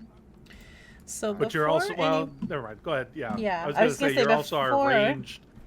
Our crossbow wielders might not want to get up close and personal, but All right. you I'll can also stand- hand. I was gonna say you can Mark? also handle yourself. You're rogues. You got this. It's up to you. Yeah, I've got Yeah. my daggers. Got my Alright. Watch the rapier. embankments. I ain't scared of nothing. So maybe we can leave the Here. cart where it is. So beforehand, I just wanted to resolve the question about Urograx's divine sense. Let me see if that works. Did that? No, it did not. Okay, so I thought I could put it so that we could see it in the roll 20.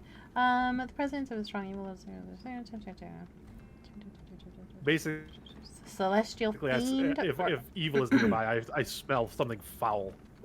Yeah, I just wanted to double check with celestial and fiend if that was two separate things, like celestial comma fiend or a celestial fiend. They're separate things. Okay, gotcha. Yeah, I see that. Yeah, now. fiends would be like infernal, like demons, devils, that kind of thing. Celestials would be godlike beings. Yeah. Angels and stuff. Yeah, angel. Yeah, it doesn't necessarily denote good or evil, though. There could be evil celestials, but it's basically just magic beings. Is what it's talking about. Things that would live on other planes. So, fiend is essentially anything that's not on your side. That's how I would interpret that. Correct? Fiend. Fiends are that specifically refers to things from like the hells or the Yeah, abyss. so like I said, like demons, devils. Oh, I missed that anything demonic would be a fiend. Imps, Or undead. that kind Okay. of stuff. Yeah. Um, Or Give off undead would magical be. aura. Yeah. Okay. Yeah, basically anything supernatural one way or another. Kind of what it's doing. Okay, gotcha. You do not get the sense that whatever is in front of you is of that nature. Yeah. So just make sure you put a little check mark on the divine sense box. Oh, I did. Yeah. Oh, okay. Okay. Just making sure.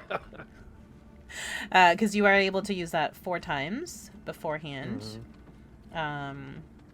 Oh, it does tell us how far. That is pretty helpful there. If you click, if anyone's curious on Roll20, you can't see it on stream, but there is a thing on Roll20 on the menu where you click measure, and it'll snap and tell you how far you are from any particular thing. Okay, so I let's- could yeah. go and investigate the horses. I'm close enough that I can actually make that. Yeah, so that's a good point. Now is where your distance walking speed would come into play. So you can only walk up to the maximum of your walking speed. So for example, Brandee, your walking speed is 25 feet. So your initial, if you take a movement during your turn, you can only go up to 25 feet unless you take an action that would be a dash or something else that would give you additional movement, like a dodge. I think it gives you. Does it double or does it? It give you doubles. 10 Mhm. extra? If you Oh, it dash, doubles, it doubles. So yeah. Alright. And a dash is a separate action. So you could, move 50 feet forward, or you could do 25 one way, 25 another way. You don't have to go in a straight line, is all I'm saying. Okay. Do your action. Yeah. Good to know. Go wherever. All right.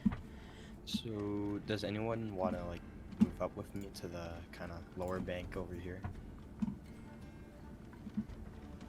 You want to move? You want to move it basically into the bushes and poke around? Yeah. Is everybody okay with me walking up and invest in by the horses? Part of it is I'm going to throw myself out there as bait, but also just kind of see if I can glean any idea of what might be going on. All right. So, I guess I'll move over to investigate the bushes by the hill over here.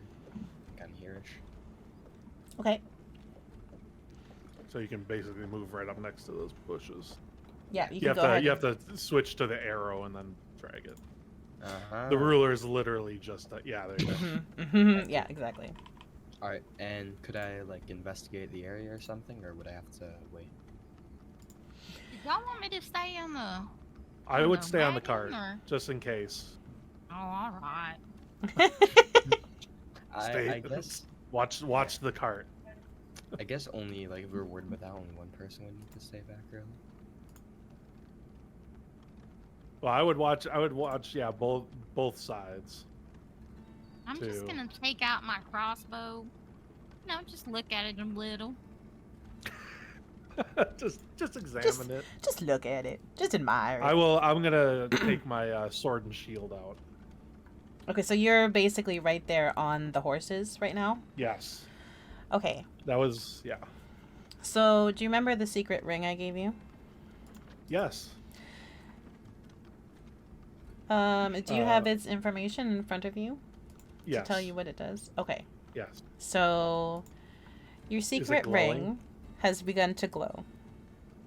Because Okay. off of the embankment, a goblin hippity hops out. And another goblin hippity hops out. And then this goblin over here hippity hops. out. Not entirely, but an arrow sure does. And whisks past your shoulder, barely missing you. And I need everyone to roll initiative. Roll initiative. Alright. So that will be, yeah. 14. So that's going to be on your D&D character sheet. You will see the initiative thing, which may or may not have a number 0, 1, 2 on it, and you just click on it, and it'll roll your initiative into... Okay. So... We all pretty much So we're waiting on. There we go. Okay. Ooh, Nice. that's a nice group of 15, 14, 13, 12, 11. Hopefully the goblins are Interesting. Like 10. Okay, so there is a way that it's... Can I go first? Yes, Yeah, actually. well, out of us, we don't know if the goblins are going faster, but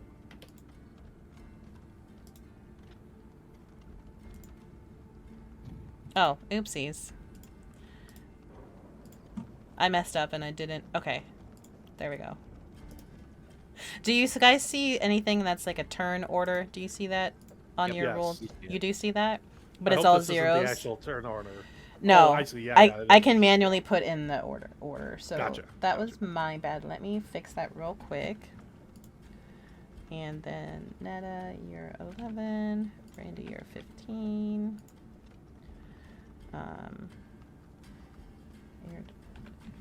Urograx, you're then the guy, you're 13. Okay, so then let's put this in proper order, which I did backwards. And There we go. then these guys. Nope, that was wrong. Why did that come back up again? Not you, silly. Goblin. There we go. There we go. Okay. So, here we are. So basically one of the goblins that is this one right here. Let me see if I can draw your attention to him. Wait. How do I How do you do that? There's a thing that you can Like ping. double I saw you click. doing Yeah. it before. I can't remember how I did that. Ding, ding, ding, ding. Ding, ding, ding, ding. Yeah, There it that. is. How did that happen? you remember? The pointer arrow for select move and then hold. Oh. So the one that's next Okay. to me. Okay, gotcha. Who's the black color? Who was doing I that don't just now? It's me. Okay, no problem. I just was confused because I didn't see your color. Okay. Oh no, yeah, he you're doesn't good. have a color. Yeah, that's so weird. Okay, so Weird. I'm pink. So look for the pink one, I guess. All right, thanks, guy. So that goblin, the one that is right beside Urograx, takes a swipe at him, and How dare. 1 second, I just realized I have to roll. It's my first roll of the night as the DM. So Are you excited. rolling real dice for this too? I am because. Well, actually, no. This one I won't, because it doesn't I have was to just be curious. a secret. Yeah, no, I will if I have to do like a secret Yeah, one. But I did like if I would have had to be like, well, the goblins. No, they will see you. You walked right into the horse, basically. So Well, I it's didn't kinda have to hard roll for miss that. too, so. Yeah, exactly. Like I said, I So was you planning on weren't singing this super track. stealthy. That's all I'm Yeah. gonna say. You could have been, fine. but that's not you. So I can stealth anyway. yeah. So Not with my chainmail. No, that's very true. So goblin. Goblin has a bloop bloop bloop bloop. He is going to roll a scimitar attack on you. I don't know if that worked. Clink. It didn't work. How did that not work? Oh heck. +4, 2. All right. Well, that's fine. I can use this to tell me. I was This gonna is say you one could of- just roll in. Yeah, I in, will. I just have to roll see 20. what to roll in roll 20 because the clickety click thing didn't work. So Oh. because I do have a character like a info sheet on goblins, but for some reason it just didn't connect. So I'll sort that out a different time. But basically, he's going to roll. He's going to swipe with the scimitar. I guess is what you would do with the scimitar. Mm-hmm. And that will be. Sorry. So is that just a bloop? There we go. But he has a +4, so that's actually a 12. And then Urograx, that still doesn't hit you though because your armor class is 18, so you have a pretty high armor class. So you're lucky there's no damage. But he's very aware that you're there, and it's up to you if you would like to still be there. Because keep in mind it's not your turn. So I haven't taken an action yet, right? No, it's not your turn. Right now it's the goblin's it's turn. not my Actually, turn, now it's that I just- say that, you're Yeah, I just can't you do can't do anything. anything. Sorry, Oh, that's my bad. sorry. That's my bad. So the goblin that is directly to the south of the horse is not quite within range. So he's just going to let me see real quick here. Why can't I move this little fella? I'm gonna kindly ask the halflings to not shoot me in the back, please. If you use your crossbows. I'm not making any promises. Yeah, I know. Yeah, the way you get hurt. I won't hold you to it. There we go. He's just going to scoot in a little bit closer. And he's also going to take a swipe at you, which is going to... They have +4, so that's going to hit. And then it is going to...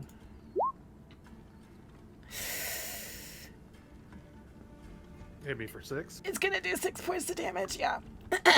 Unfortunately. So this guy up here, he is also going to shoot an arrow as a ranged attack. Because right now you're the one closest to causing an issue. That one does not hit you, thankfully. Now this guy is going to do a little attempt with another arrow, and he also hits you, unfortunately. And that is going to be 4 Still points alive. of damage. So you also, like the horses, have a couple arrows sticking out of you right now. Yep. Thankfully the scimitar missed. both, Well, now I'm just mad. one of the arrows missed. The initial arrow whooshed by. Another arrow, is now kind of sticking out of like a slight gap in your armor, like in your armpit. Yeah. So now that's the goblin's turn all done, and Brandee, you're up next. What would you like to do? I'm gonna go. Well, let's see what the distance is here. How far can I? Got my crossbow and my short bow. Doesn't say what the range is. Oh, 80. I'm good. Yeah, you're good. I'm gonna shoot for the. I'm gonna try to protect Urograx. I'm gonna shoot this guy right here. The one to his down below him at the This one horse's here? ass. Okay, yep. Yeah. The horse's ass goblin, got it. Yep. Here we go. Oh, that's a terrible throw. So that does not hit, unfortunately. Do I have a bonus action? You have a Do bonus. you still have your inspiration? I do. Yeah, I'm gonna roll again. Okay. Your bonus action is actions in combat 2 weapon fighting. So if you were in melee range, you could take out your daggers.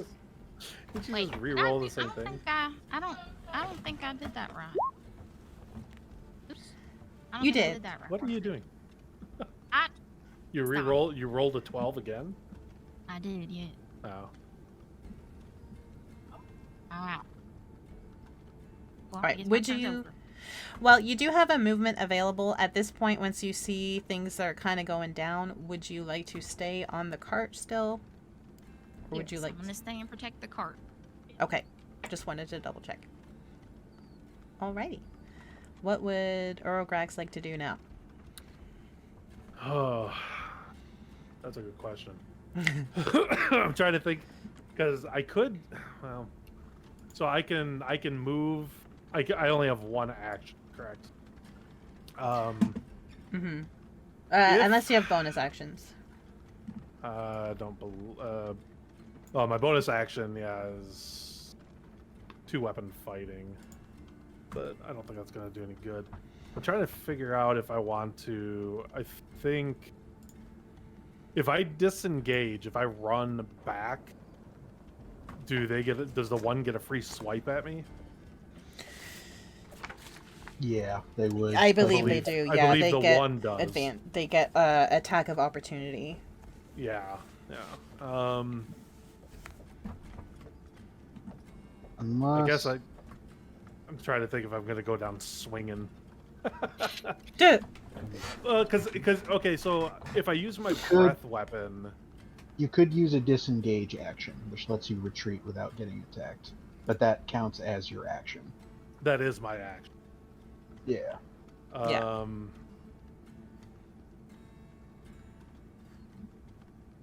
Because it's like, does lay on hands? Does that heal yourself? Can you heal yourself on that?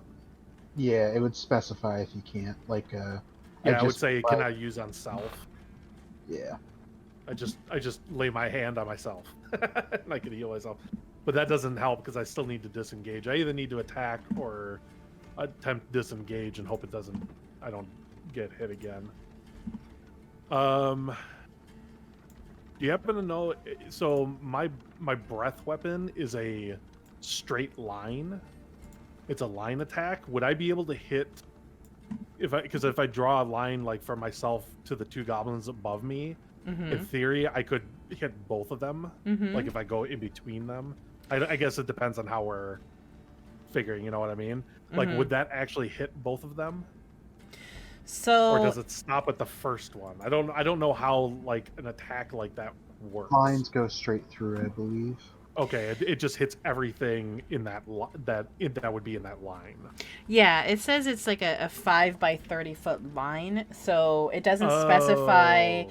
that. So it's like Okay. 5 feet wide, but it can travel up to 30 feet. It's not like and a projectile in a line. Okay, yeah. Because I could do that. And that would hit both. What it doesn't specify, and we'll just say it's like also goes 30 feet up into the air, because it doesn't say one way or the other. Yeah. But it's hard to tell on this thing, and I won't move it, but I'll just indicate that this guy should probably be... Wait, oops. Sorry, I had the wrong window open. The one... I just want to specify that this one particular goblin is basically more like up here, in terms of it showing that he's elevated. I'll just leave him where he is, though. Like, yeah, he's kind of more like, but I'll leave him down here because that's where he was. So just keep that in mind. Oh, okay. He's elevated right on the edge. Okay. Yeah, I'll do I'll use my Your breath. yeah, it's like one of those things where I'm torn. Yeah, I'll try to use my breath weapon on. Wait. both of What's the them. width of your breath weapon? 5 feet. Because if he's standing up on the cliff, it might not hit both of them.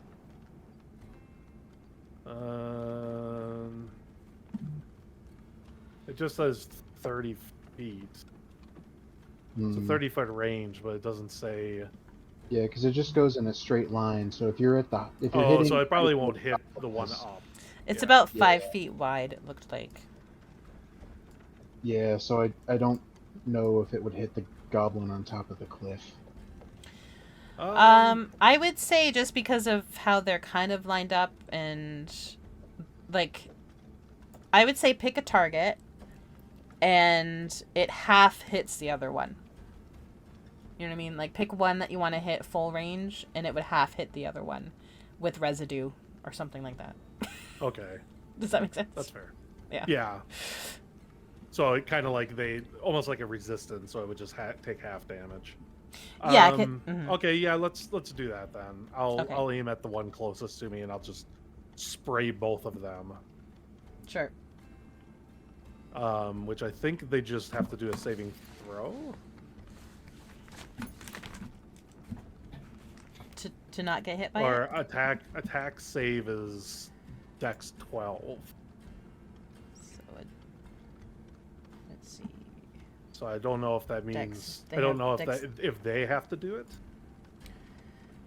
8 plus your So they constitution. have dexterity of 14.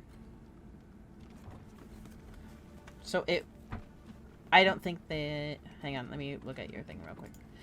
So... Wait, nope, wrong one. Dexterity DC 12, half damage on success. So I'm taking it that would be a success. I don't know how that works. I don't know. I've never done the breath weapon attack before, so I don't know if that's like. I don't think it's an actual attack I roll, right? No, because it hits whatever's in the line. They have to dodge it. Yeah. Okay. Yeah. There is 2d6 damage that I would roll if I fail the save, it looks like. No, wait, that's not right. 2d6 Yeah, damage. it's 2d6. Yeah. And then you take full damage if you fail the save, and half as much if it's a successful one. Okay, so I'm gonna roll the save, which is d20. Oh. Okay. Which I guess you have to roll. Okay, so you saved. Yeah. Yeah. Okay, so you roll the 2d6, or I guess I do. Yeah, you do. Which you could roll in roll 20 if you wanted to. But yeah. 6. So he takes 3. And then the other one, I guess, would take 1. Or 2, depending on if you wanted to round up or down. Since we decided that he would take half. Yeah, you would roll down. Unless it's and that would be for that one. Do we make the other one also do a save? I would say yeah. Mm-hmm. Okay. Yeah. Okay, sorry. Roll 20 was delayed for me, so then that'll be that one. So he failed. So he failed. Yeah. So he takes 3. He takes 3 damage. Okay, so Yeah. let me see. We don't half the half. He just takes the half as splash damage or whatever. A quick second. So goblin. So they both took 3. I So they both guess. took 3. Okay, so they're injured, but they're still hanging in there. Yep. Um, And then I can move, I think, right? If Yeah. I wanted to. Provoke a attacks of opportunity though if you try to move out of there. Yeah, I think I Mm, just end my turn there. okay. So next up is Guy. So, Guy, just to let you know, because of where you were, like where you decided to investigate, you're kind of like that sort of pathway to your upper left towards the cart is sort of like inclined a little bit. So you're kind of up on the higher level. But there are trees, obviously, in between you and the goblin that is over here, just so you know where you're at for perspective. All right. So So you're is this equal goblin level on to top this. of the cliff as well? He Or is, not? yeah. Yeah. Okay. And do they have like a bow or something? Yeah, the two Yeah, he up had a on the bow. cliff have bows. The two that are down on the road have just the scimitars. Okay. So I guess I'll try. I guess that goblin would be more like here-ish then. Yeah, Yeah. just Okay. well, if you guys don't care, this goblin hasn't really been engaged with yet. Do you mind if I move him here so he's where he really should Yeah, be? that's fine. Yeah, it's fine. Okay, I won't move the other one, but I'll just move that guy. Okay. So, trying to think what I should do. I guess I'll move up to that goblin then. I have the range for it for movement, Sure. Yeah, go ahead. so I'll just move myself right up to him. A dwarf comes screaming through the bush at him. Like he comes bumbling through the woods. Yeah. Yeah, Grumbling. He's grumbling through the woods. And I guess I can whack him now. Yeah, whack him. Sure. All right. So Whack away. originally I was going to go to Urograx, but I realized because I had like a protection thing, and if I wield a shield, I can basically give him some benefit to not getting hurt as bad. But I Okay. realized that the melee weapon I brought is two-handed, so I can't do that. You can't use the shield, yeah. Yeah, I can't use the shield. Yeah. I thought the maul was one-handed for some reason, so yeah. It's okay. Today's a Alright, no, learning so session. Yeah, I'm gonna hit him. So how would I do that? So on your Roll a d20. sheet, there should be a way as well on you. So you're hitting him with the Yeah. maul. If you go under actions and then you'll see attack. Yeah, Yep, there you go. Well, that was the description of it. that was the description. Okay. So If you go Damage over where it type. says hit DC, it'll say like plus something, +3 or +4 or something like that. Yeah. Just click in there and it'll roll the die. let's see. If you're under the actions heading on your Or all, either Sheet. one. Or attack. Actions, For that actions. fact. Ah, yeah. Yeah, it'll say maul melee weapon. mm-hmm. Okay, so Hit I DC. rolled to hit first, right? Mm-hmm. Oh, nice. I got 20. Excellent. You Oh, definitely gave him a little bop on the head. So now you can unfortunately roll not a nat. Not a nat 20. but yeah, still. but still. Yeah. And then you roll the damage. If you like, mine has. Oh no, mine no, it doesn't have 2 different types. Yeah, so then you would just click on the damage. Yeah, okay. Okay, so you knocked him out. You so just smushed him. yeah, Did he just kill him? gave him outright? a big old bumpy bump on the head. So 1 second here. Let's see this, and let's do bonk. So we don't need to worry about him anymore for the time being. GG. Would you, so you did a movement, you did your attack, and let me see, do you have any bonus actions available to you? Not really, because your bonus action is 2-weapon fighting, which you don't have anybody available around you anymore to fight. So, I think that would be the end of your turn. So are they dead or just out? He is, not quite dead, but he's out. He's incapacitated. He's not Not- going to be not an coming issue back. for the rest of the fight. Okay, Yeah, okay, yeah. I think she's trying to say we're not outright killing these people. Aw. I wanted blood and death. Wow. Alright, that sounds good. So that'd be my turn then, right? Yes, that would be your turn. Okay, so my turn's done. Awesome. So, Osben, you are up next. I am going to pull out my lute and play a lullaby for the goblins. I'm going to cast the sleep spell. It's going to be centered right Can you around give there. me, like, a melody? Well, it's Sleep, I think, has like a 30-foot radius or 60-foot Uh, radius or something. 20 foot radius, 90 foot Oh. range. So I think I can hit both those guys. You said the embankment's about 10 feet, right? Oh, sudden music change. Yeah, you'd be able to get all 3 of them, in theory. Well, I don't want to catch you in the radius because it starts with the person with the lowest HP. Oh. I mean, Yeah. if I'm asleep, maybe they'll leave me alone. I don't know. Go for it. Well, if I can knock these 2 out, then potentially it won't even matter. Alright, so casting the sleep spell, go to the spell page. Use one of my slots. Cast sleep. Sorry, Oh, I it did. didn't I actually hit. did that. Sorry. Just in case anyone Oh, wants dear. to read what sleep does. If I wanted to cast sleep, where do I go to actually cast it? Oh, it's the cast. Dang it. So go to your character sheet under spells. Yep. And if you scroll down, it should have a cast button beside sleep, or is that what you did? Yeah, that's what I clicked, but it just did that. I think I need to roll in roll 20 potentially here. So Yeah, I roll think if you click the highlighted D 5d8, it'll there you go. 29. So if those goblins have less than 29 HP combined, they're both asleep. So your lullaby is, ignore the music in the background. It is just everything the goblins have ever dreamed of. Their mother's love or hate, whatever your preference is.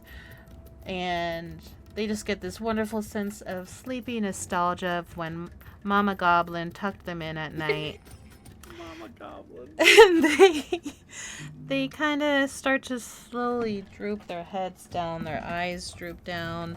They curl into a little ball on the ground and put their little goblin claws under their cheeks. And both of them go to sleep. Oh.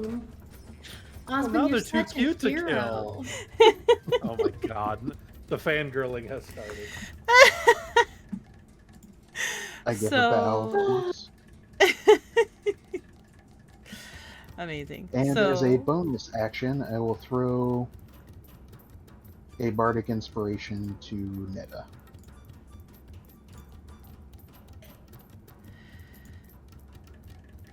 Oh, There we go. not a They're good sleeping. bardic inspiration.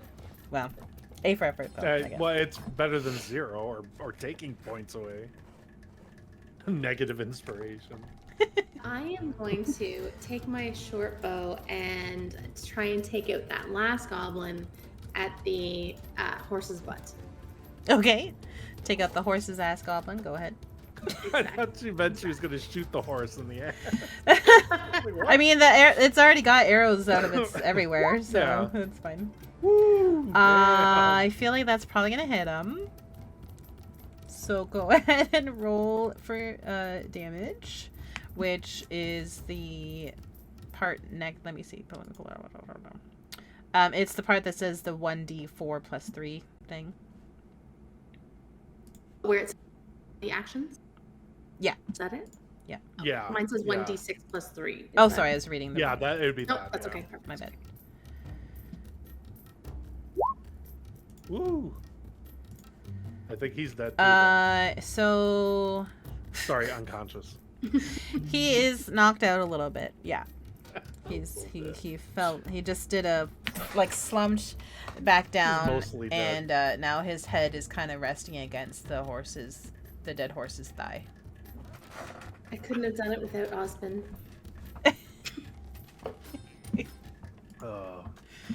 Oh my goodness. So they are not an issue anymore. Now that you can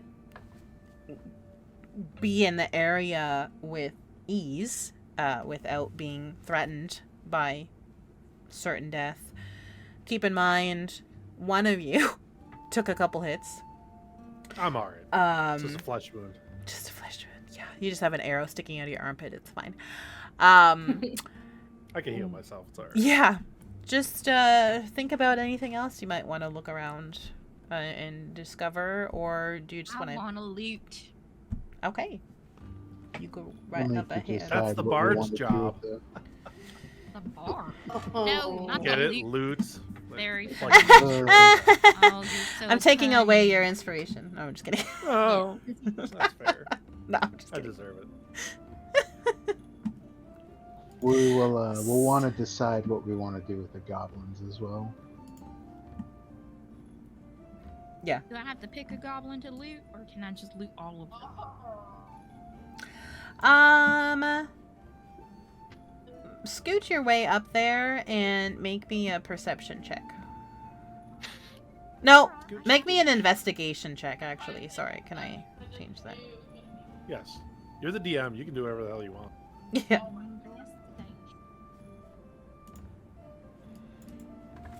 Oh, well, damn. Wow. 1 second. Oh no. Cousin, would You- you like me to come up and investigate for you? You walked up and you noticed a goblin. So you see a couple of goblins lying on the ground. One of them is got an arrow sticking out of its shoulder, and it's slouched against the horse. You see another goblin snoozing, curled into a ball, looking about as cute / ugly as a goblin could look. And yeah, those are horses. Uh, Oh, man. we may want to incapacitate the two that I knocked out. The duration on that spell is only a minute long. Which We one's could that also- one? I'll knock his ass out. The ones you're next to. Oh, can I knock Headbutt him him, out? Brandy. Because they're just asleep. Keep Yeah. in mind, well, yeah, Please because headbutt them. Wait, how about you disarm them instead, and then you don't have to work on them. yeah, No, I tie wanna them headbutt up. them. Let's tie them up. Oh, can I headbutt them? You can kill them for all I care. So one of them is up on the hill, remember? This guy is up on a hill. You cannot headbutt him, because you can't get up that hill. This one you could headbutt if you wish. But, think about what... He's already sleeping, so I don't know what a headbutt would do, other than... Well, he's We only could try it. sleeping for another minute. Can I Yeah. headbutt him when he wakes up? He's on top of the hill.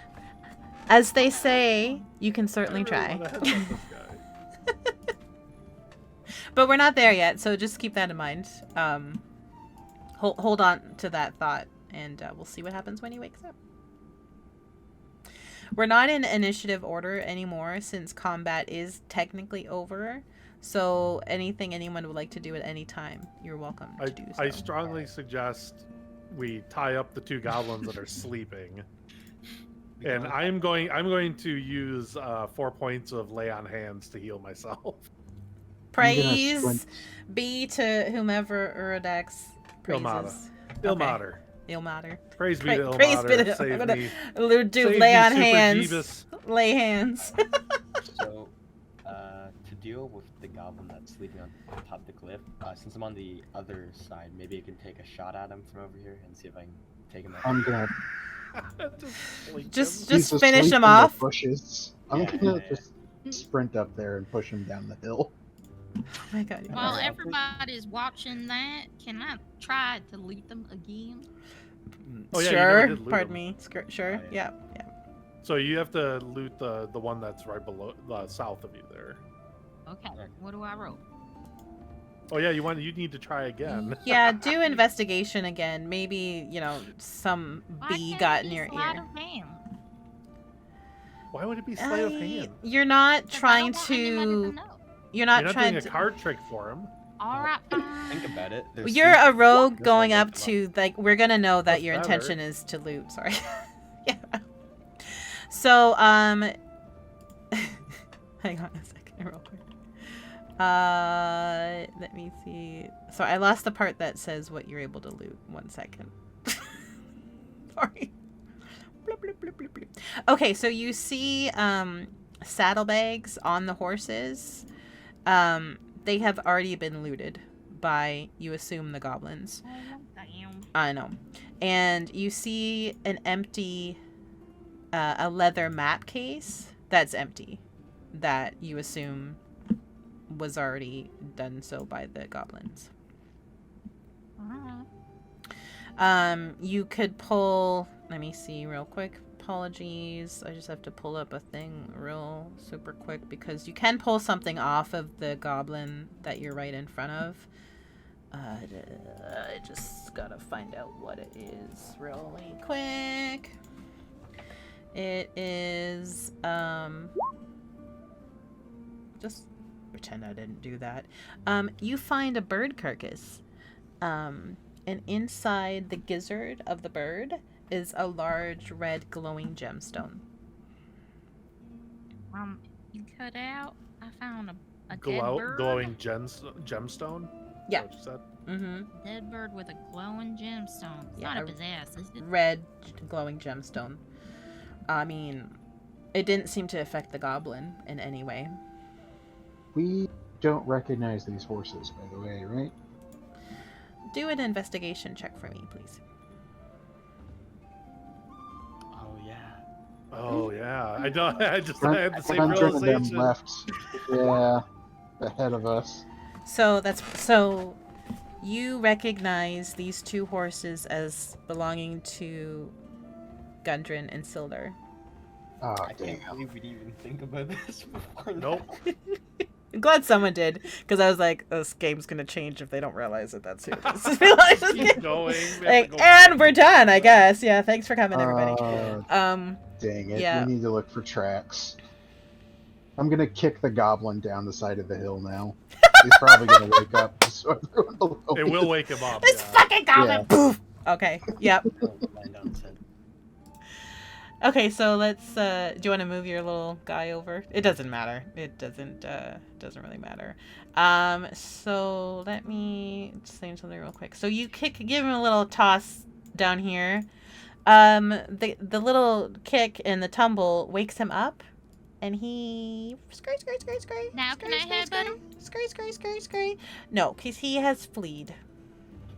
I'm gonna cast sleep again before we get too far away.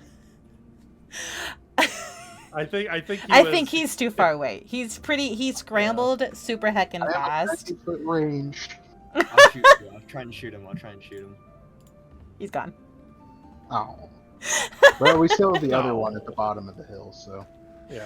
Yeah. tie him up. Alright. Yes, that's right. Trixie Goblin. The horse. Like the one near the end of the horse. Is that one still alive, or like what's He it got called? hit by a crossbow. Okay. The only one I say that would be viable to get much information from is gonna be that one. Yeah, so tie him up, like, really quick.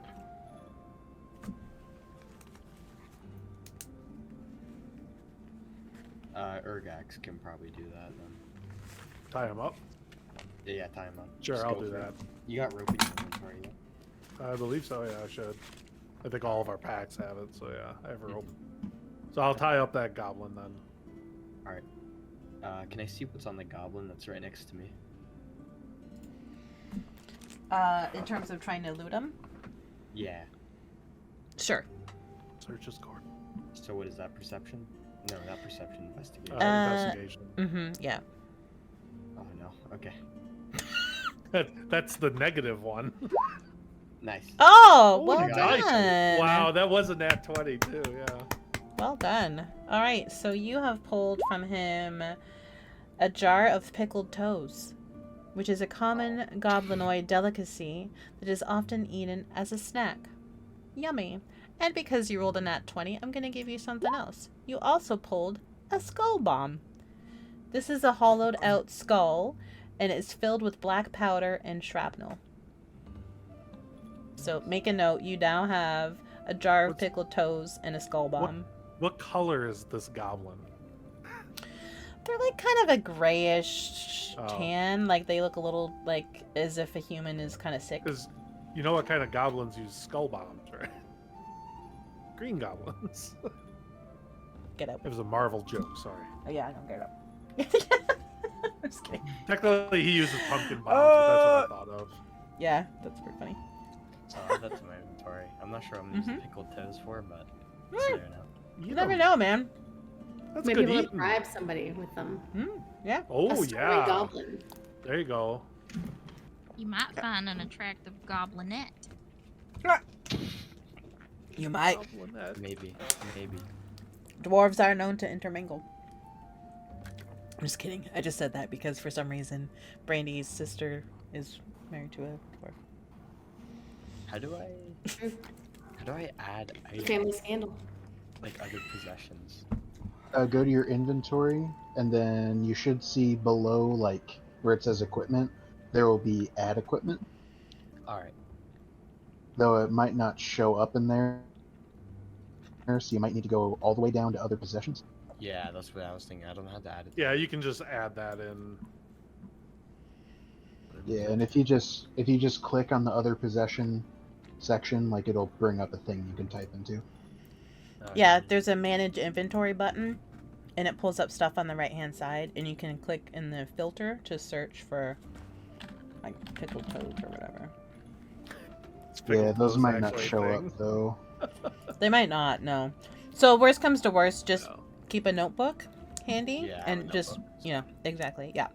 Just make note of remembering that you have it. All right. Yeah, you can. The other possessions thing is like a text box. You can just put notes in there. Mm-hmm. Okay.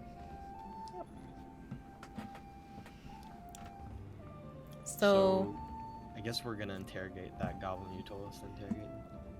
Does anybody speak Goblin? Yes, have I no do more actually. Communication. I speak Goblin and I can. I have high intimidation as well. I Perfect. also have pretty good intimidation. so I just want to remind you guys that you have 2 oxes pulling the cart there. Or they? Yeah. Are Not- they? What just want to happened make with sure the that they're oxen? okay. Ah, they're Oh, fine. I'm gonna go back and soothe them. I took all the arrows. They have nothing to Yeah. worry about. Yeah, they didn't get hit with any arrows. Nothing really even Yeah. went in their direction. So they're not we might- injured, but they saw all this We go might. on. We might also want to do this interrogation on the move, because that goblin might be running off to tell his friends. Good call. It's a good call. So I load them in the wagon, I guess, Yeah, or we could just or tie in the him cart, back to the or wagon. walk. on. I say don't we know. tie them up. I don't want them anywhere near what we're Well, he is tied up. transporting. All right, yeah, they're tied up, so I guess we can just move them to the wagon and get moving. I'll just keep him on a lead, so he can't run off, kind of thing. Yeah. Why are we taking them with us? Leave But we them also got to stranded? move the horses off the road. Yeah. Well, we don't So- have to move the horse. Well, the horses Well, are in our you have way, I to. take Yeah, it. they're kind of Yeah. in your way. Yeah. Yeah. Okay. We don't want to roll the cart off the road. No. Well, I'll start interrogating the goblin while you guys move the horse. You're the strong one. Fine, I'll move the horse. Okay, I'll move the other horse then. Alright. Do you want us to do athletics checks? I mean, they're horses. Are you each taking a horse and trying to move a horse by yourselves, or are you like Yeah. in pairs? Yeah. Okay, if you're gonna try to move a horse by yourself, yeah, you have to do an athletics check. Or should, Athletics I'm or gonna hurt your strength? back. Athletics or strength? No, that's not. well, athletics is strength. Yeah. So it'd be athletics. You hurt your back. That's all I'm Or saying. you could work as a team. You do you. 23. Okay, Irdan, you practically throw the horse, Hi. so it's I fine. yeet the horse. You yeet the horse off of there. You pull it enough, but it's kind of like you grumble and bumble a little bit while you do it. Does he move it though? Do you need Yeah, help? no. Well, after you've done your horse tossing, you get to kind of shove the other, give him a little hand and shove it. So Oh, yeah, Ooh. they're moved. I try to move the horse and it falls on top of him. Brandee, you're a tracker, right?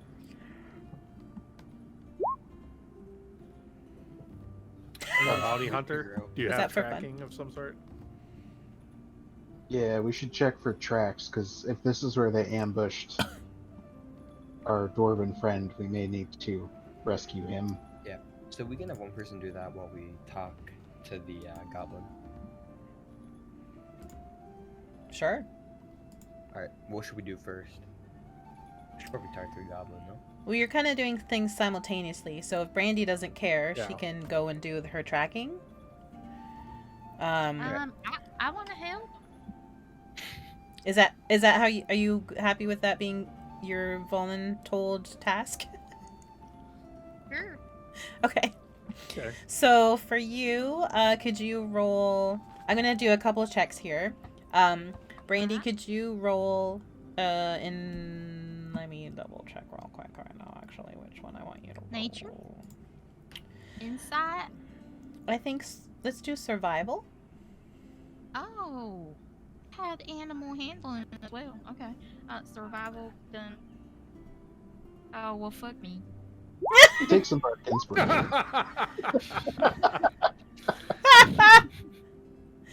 Okay. Wait, what did you roll a 3 or a 19? Oh, I see. The you gave three, you- yeah, the oh, 3 I was see. the inspiration. Okay, so you definitely see tracks in the direction. You guys may remember he went off this way. And I don't get a 19. I saw a 1. I don't know. I don't know, but you ended up with a 19. That's what we saw, so that's what Okay. we're going with. I'm not. Yeah, mad. I was wondering why you were question it. complaining about the 19. Does it look like a 1? Weird. Yeah. Yeah, that's funny. No, all right. I'm good with 19. There was nothing about a 1. I don't know what you were talking about. Meh, we saw nothing. Yeah, you see more than 4 goblin tracks. So these aren't the only 4 goblins that have been in this area in the recent past. You also see indications of bodies being dragged with those tracks as well. So there's like, like when feet are being dragged on the ground, there's kind of like those sorts of patterns on the ground. Yeah, the drag marks. Yeah, drag Furrows. bodied. Yeah, exactly. Okay, you so we know see those which as way well. they went, Mhm. where they took. Do we know which way they came from? And do we see horse tracks? You Almost. you don't I was gonna say, I'm just assuming that, the horses came the same way. The goblins don't ride horses, No, they don't. No. so So Where are the people that were riding the horses? Is what I'm asking. that's So- what she was talking about. They dragged them off. All right. so go ahead. I was That's just gonna say. So what do we want to ask the goblin? We already. So Brandee is determined where, like, what happened with the 2 people, drag them off. So what do we want? Do we want to see maybe ask them how many goblins there are? If the 2 they dragged away are alive. Okay. So I guess we wake make sure the goblin's awake. Yeah, you just have to slap him a couple times. Yeah. Actually, it's probably Just been a couple unarmed strikes, no big deal. Yeah. It's actually been more than a minute, so he's probably awake. Yeah. yeah. He's kind of started to wiggle a little bit because you've got him tied up, and he's realizing like suddenly he was up and then he wasn't, And now he's tied, and he's like, "Where are my fans?" Goblins do speak common, but I'll talk to him in Goblin just to see if that gets a better result. See if it's a little bit clearer, since I don't know how well his common, how good his common is, how well he speaks it. Sure. So I'll ask him about the people that they kidnapped. Are they still alive? Okay, so I'm gonna roll this as if you kind of have not a bardic inspiration, but that sort of thing in terms of speaking his native tongue, as it were. Okay. So you get a +3 to a roll of. I'm gonna do intimidation Sure. because I'm not playing good cop. This is gonna be bad cop. Okay. So this is gonna be +3 to whatever I roll here. Yeah. So. Oh Jesus Christ. 25. So he almost poops his pants. Tell me what I want to know. Where So are he they? Oh my good lord. Okay, so this is what he can tell you. We'll assume that he's somehow realized that one of his goblin buddies has gotten away, and we know what direction they're going into. Like, you can, I don't want to put words in your mouth, but you can be like, I know he went that way, or whatever. So he tells you, I'm trying to think of a silly goblin voice, but I don't want to go too stupid with it. I don't really know what a goblin sounds like. That'll be session 2. Yeah. Well, yeah. So he's like, there's less than 20 of us. There's less than 20 of us in the lair. We don't, we're just a small group. Our leader is named Clark. He's a bugbear, and he answers to someone else. It's King Groll. He's the chief of the Craigmaw tribe. We're all Craigmaw goblins. And I'm going to sidebar here to say the Craigmaw goblins have this distinctive pointed teeth thing that they have all decided in this particular group of goblins that they file their teeth into like points, almost triangular. Why? I don't know, but that's how you identify this particular group of goblin from any other type of goblin. Let me just one other thing. So I can't carry on the goblin voice. He goes on to say that Clark, the bugbear leader of this group, Clark, Klarg, Oh, Clark. Clark. No, Clark. His name's I'm sorry, Kevin. I had to use the bathroom.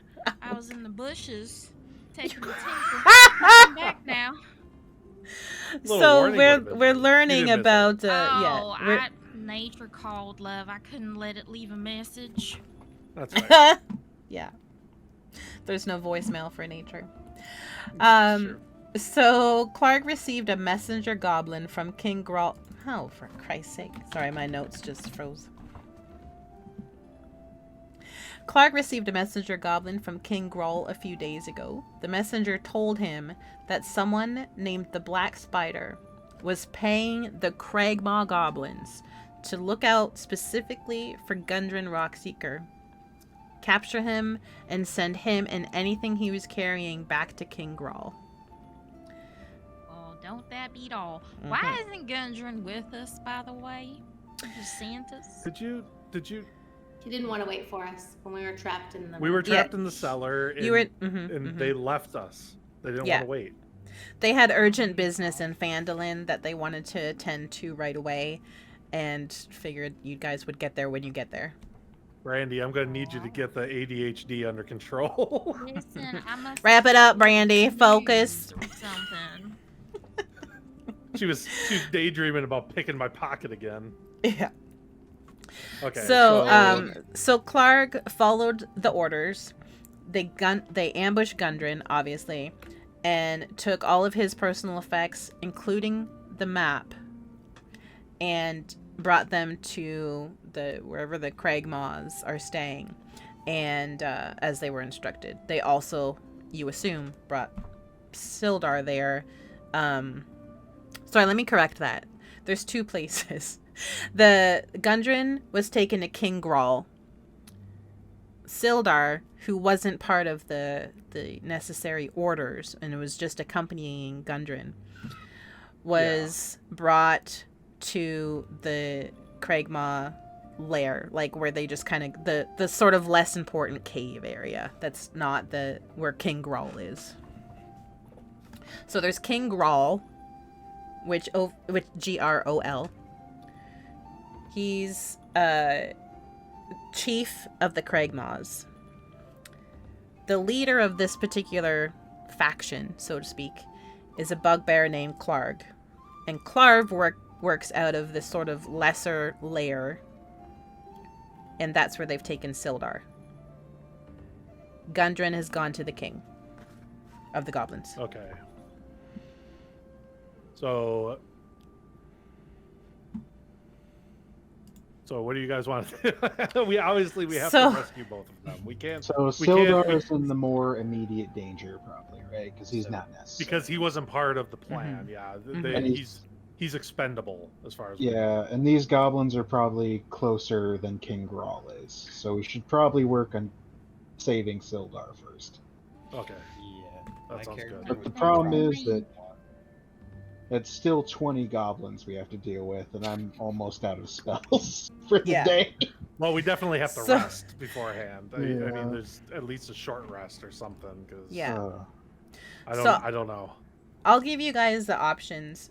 You decide what to do, obviously, and you're mentioning them anyway. So yeah, you kind of need to rest, especially since there's still an arrow in someone's armpit.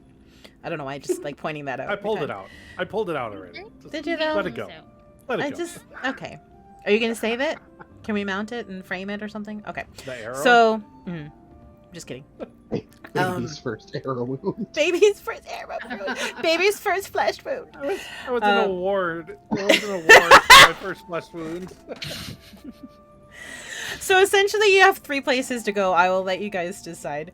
You could you're within a day's travel of Phandelver.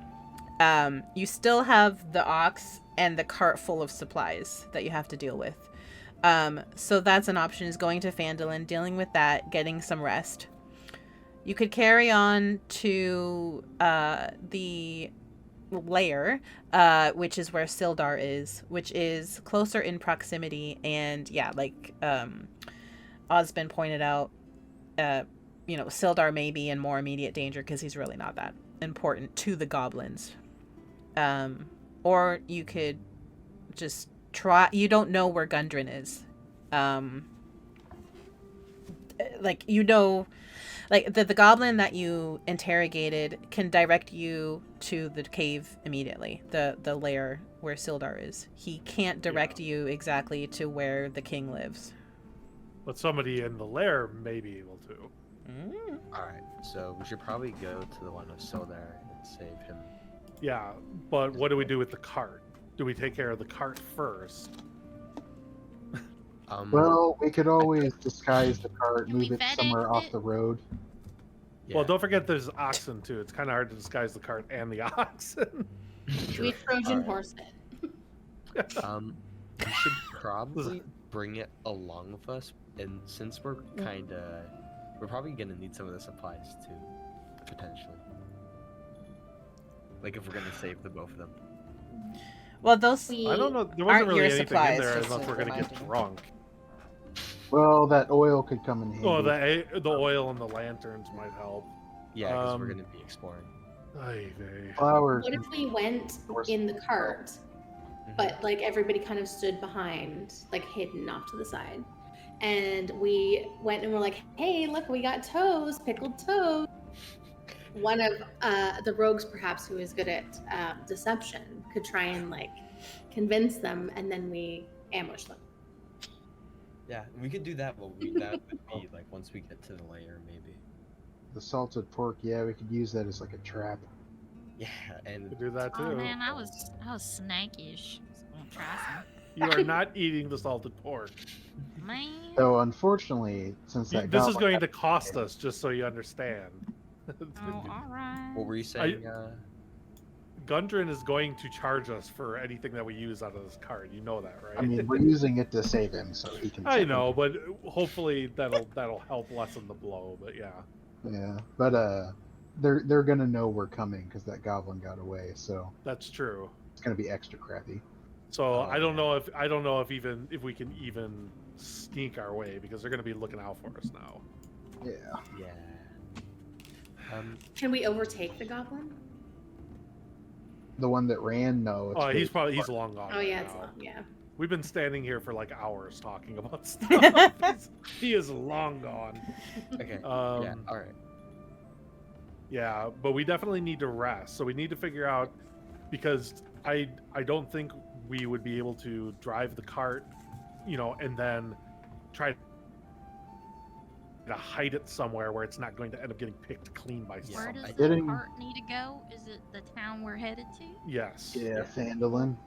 So we So can go going to to we can Phandalin. bring it to Phandalin, get some rest, and then go back out to find Sildar and Gundren.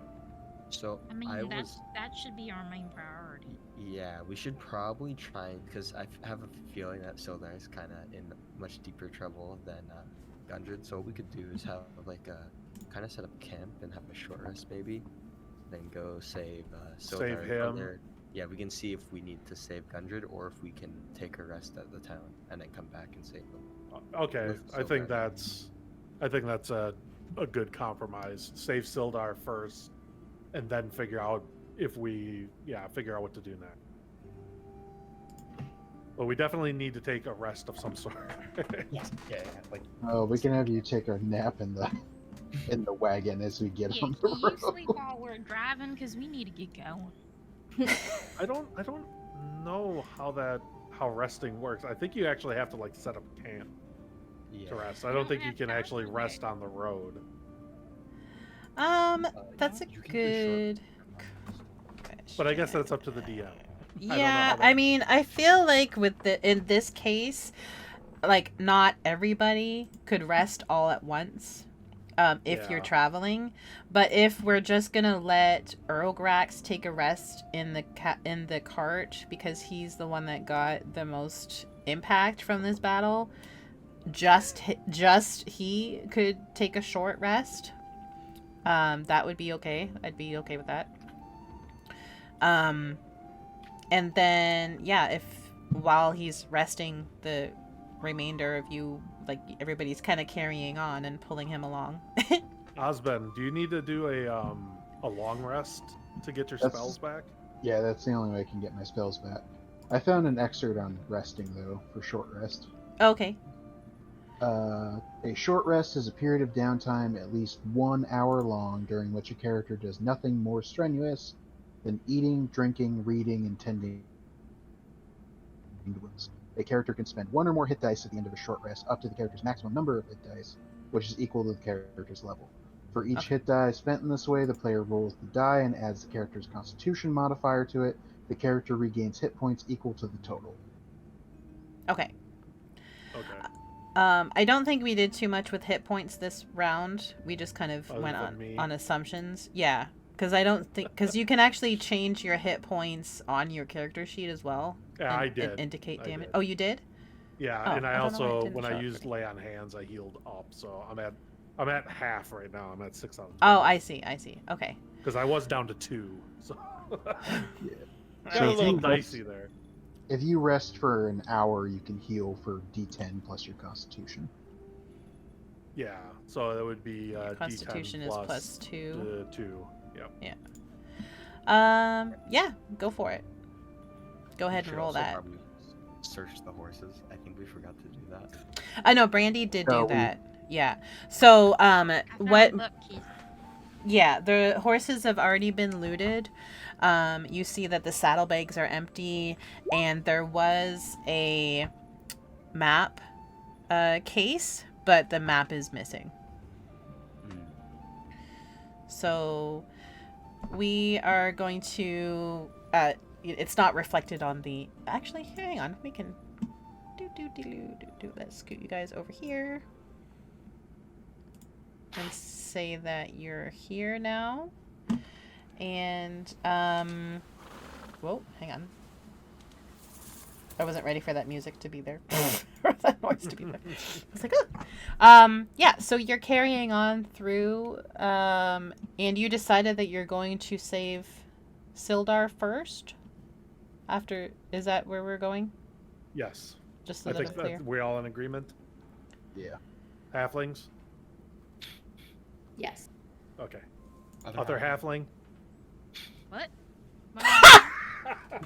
Are you in agreement? We're going after Sildar first. Right.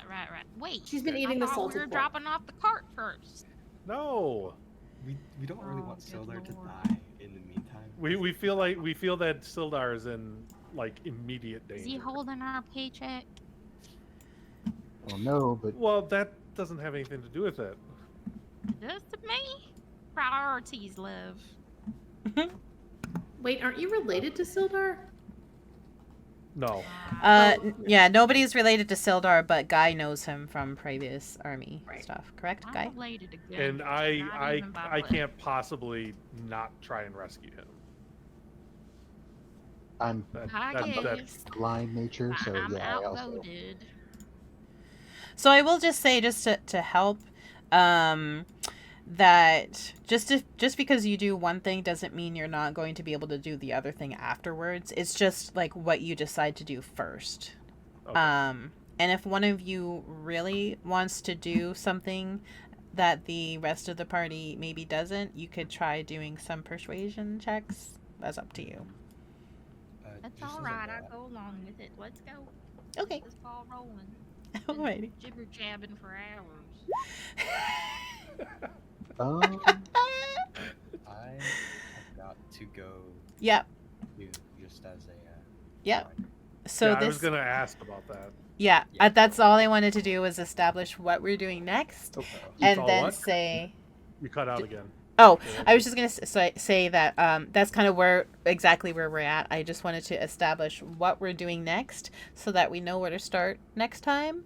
And as for now, though, we are back on the road again, and that's where we're gonna end it for today. Yay! Before we end, Yay! can I make one request? Yeah. Brandee, can I examine that gemstone?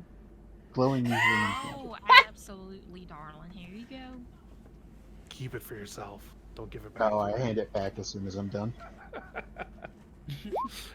You Oh, would Jesus try to Christ. take it from me. Oh, Oh wow, that is quite Wow. the Arcana roll.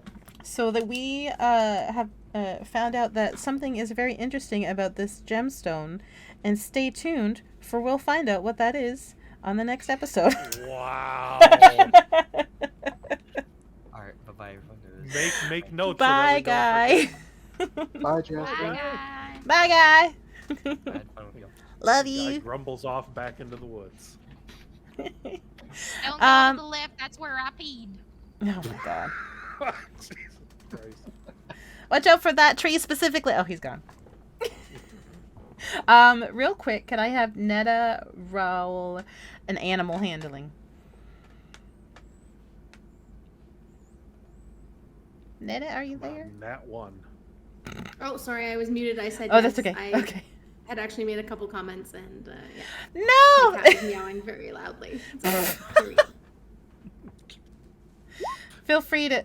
Okay. The I'm animal handling too. but Nedda's driving. Right.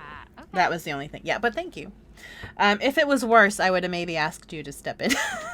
but it's good enough that we'll say the oxen aren't quite maybe as responsive to you as they were the first couple of days of your trip, because they're stressed and at this point kind of tired, especially because now they're also pulling the weight of Urograx.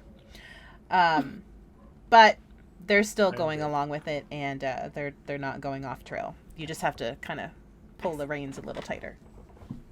Good job, Cheech and Chong.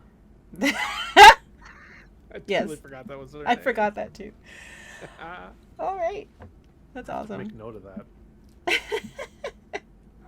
And I'm going to end stream and say thank you very much for everybody who is stream. Thank you for being here. Wow. It's probably good that we're done. Yeah, and I am not going to raid today just because I don't want to complicate things on the first thing, but we probably will raid going forward. So thank you everybody for being here on the stream. I really appreciate it. It was a lot of fun. And hey, E-Rock, how are you? We're just ending. I apologize. Showing up right at the end. Thank you so much. Hope to catch you next time. We will be possibly doing a recap tomorrow. And or we will definitely be running a rerun of this sometime during next week. So keep an eye out on the stream for that. Thank you.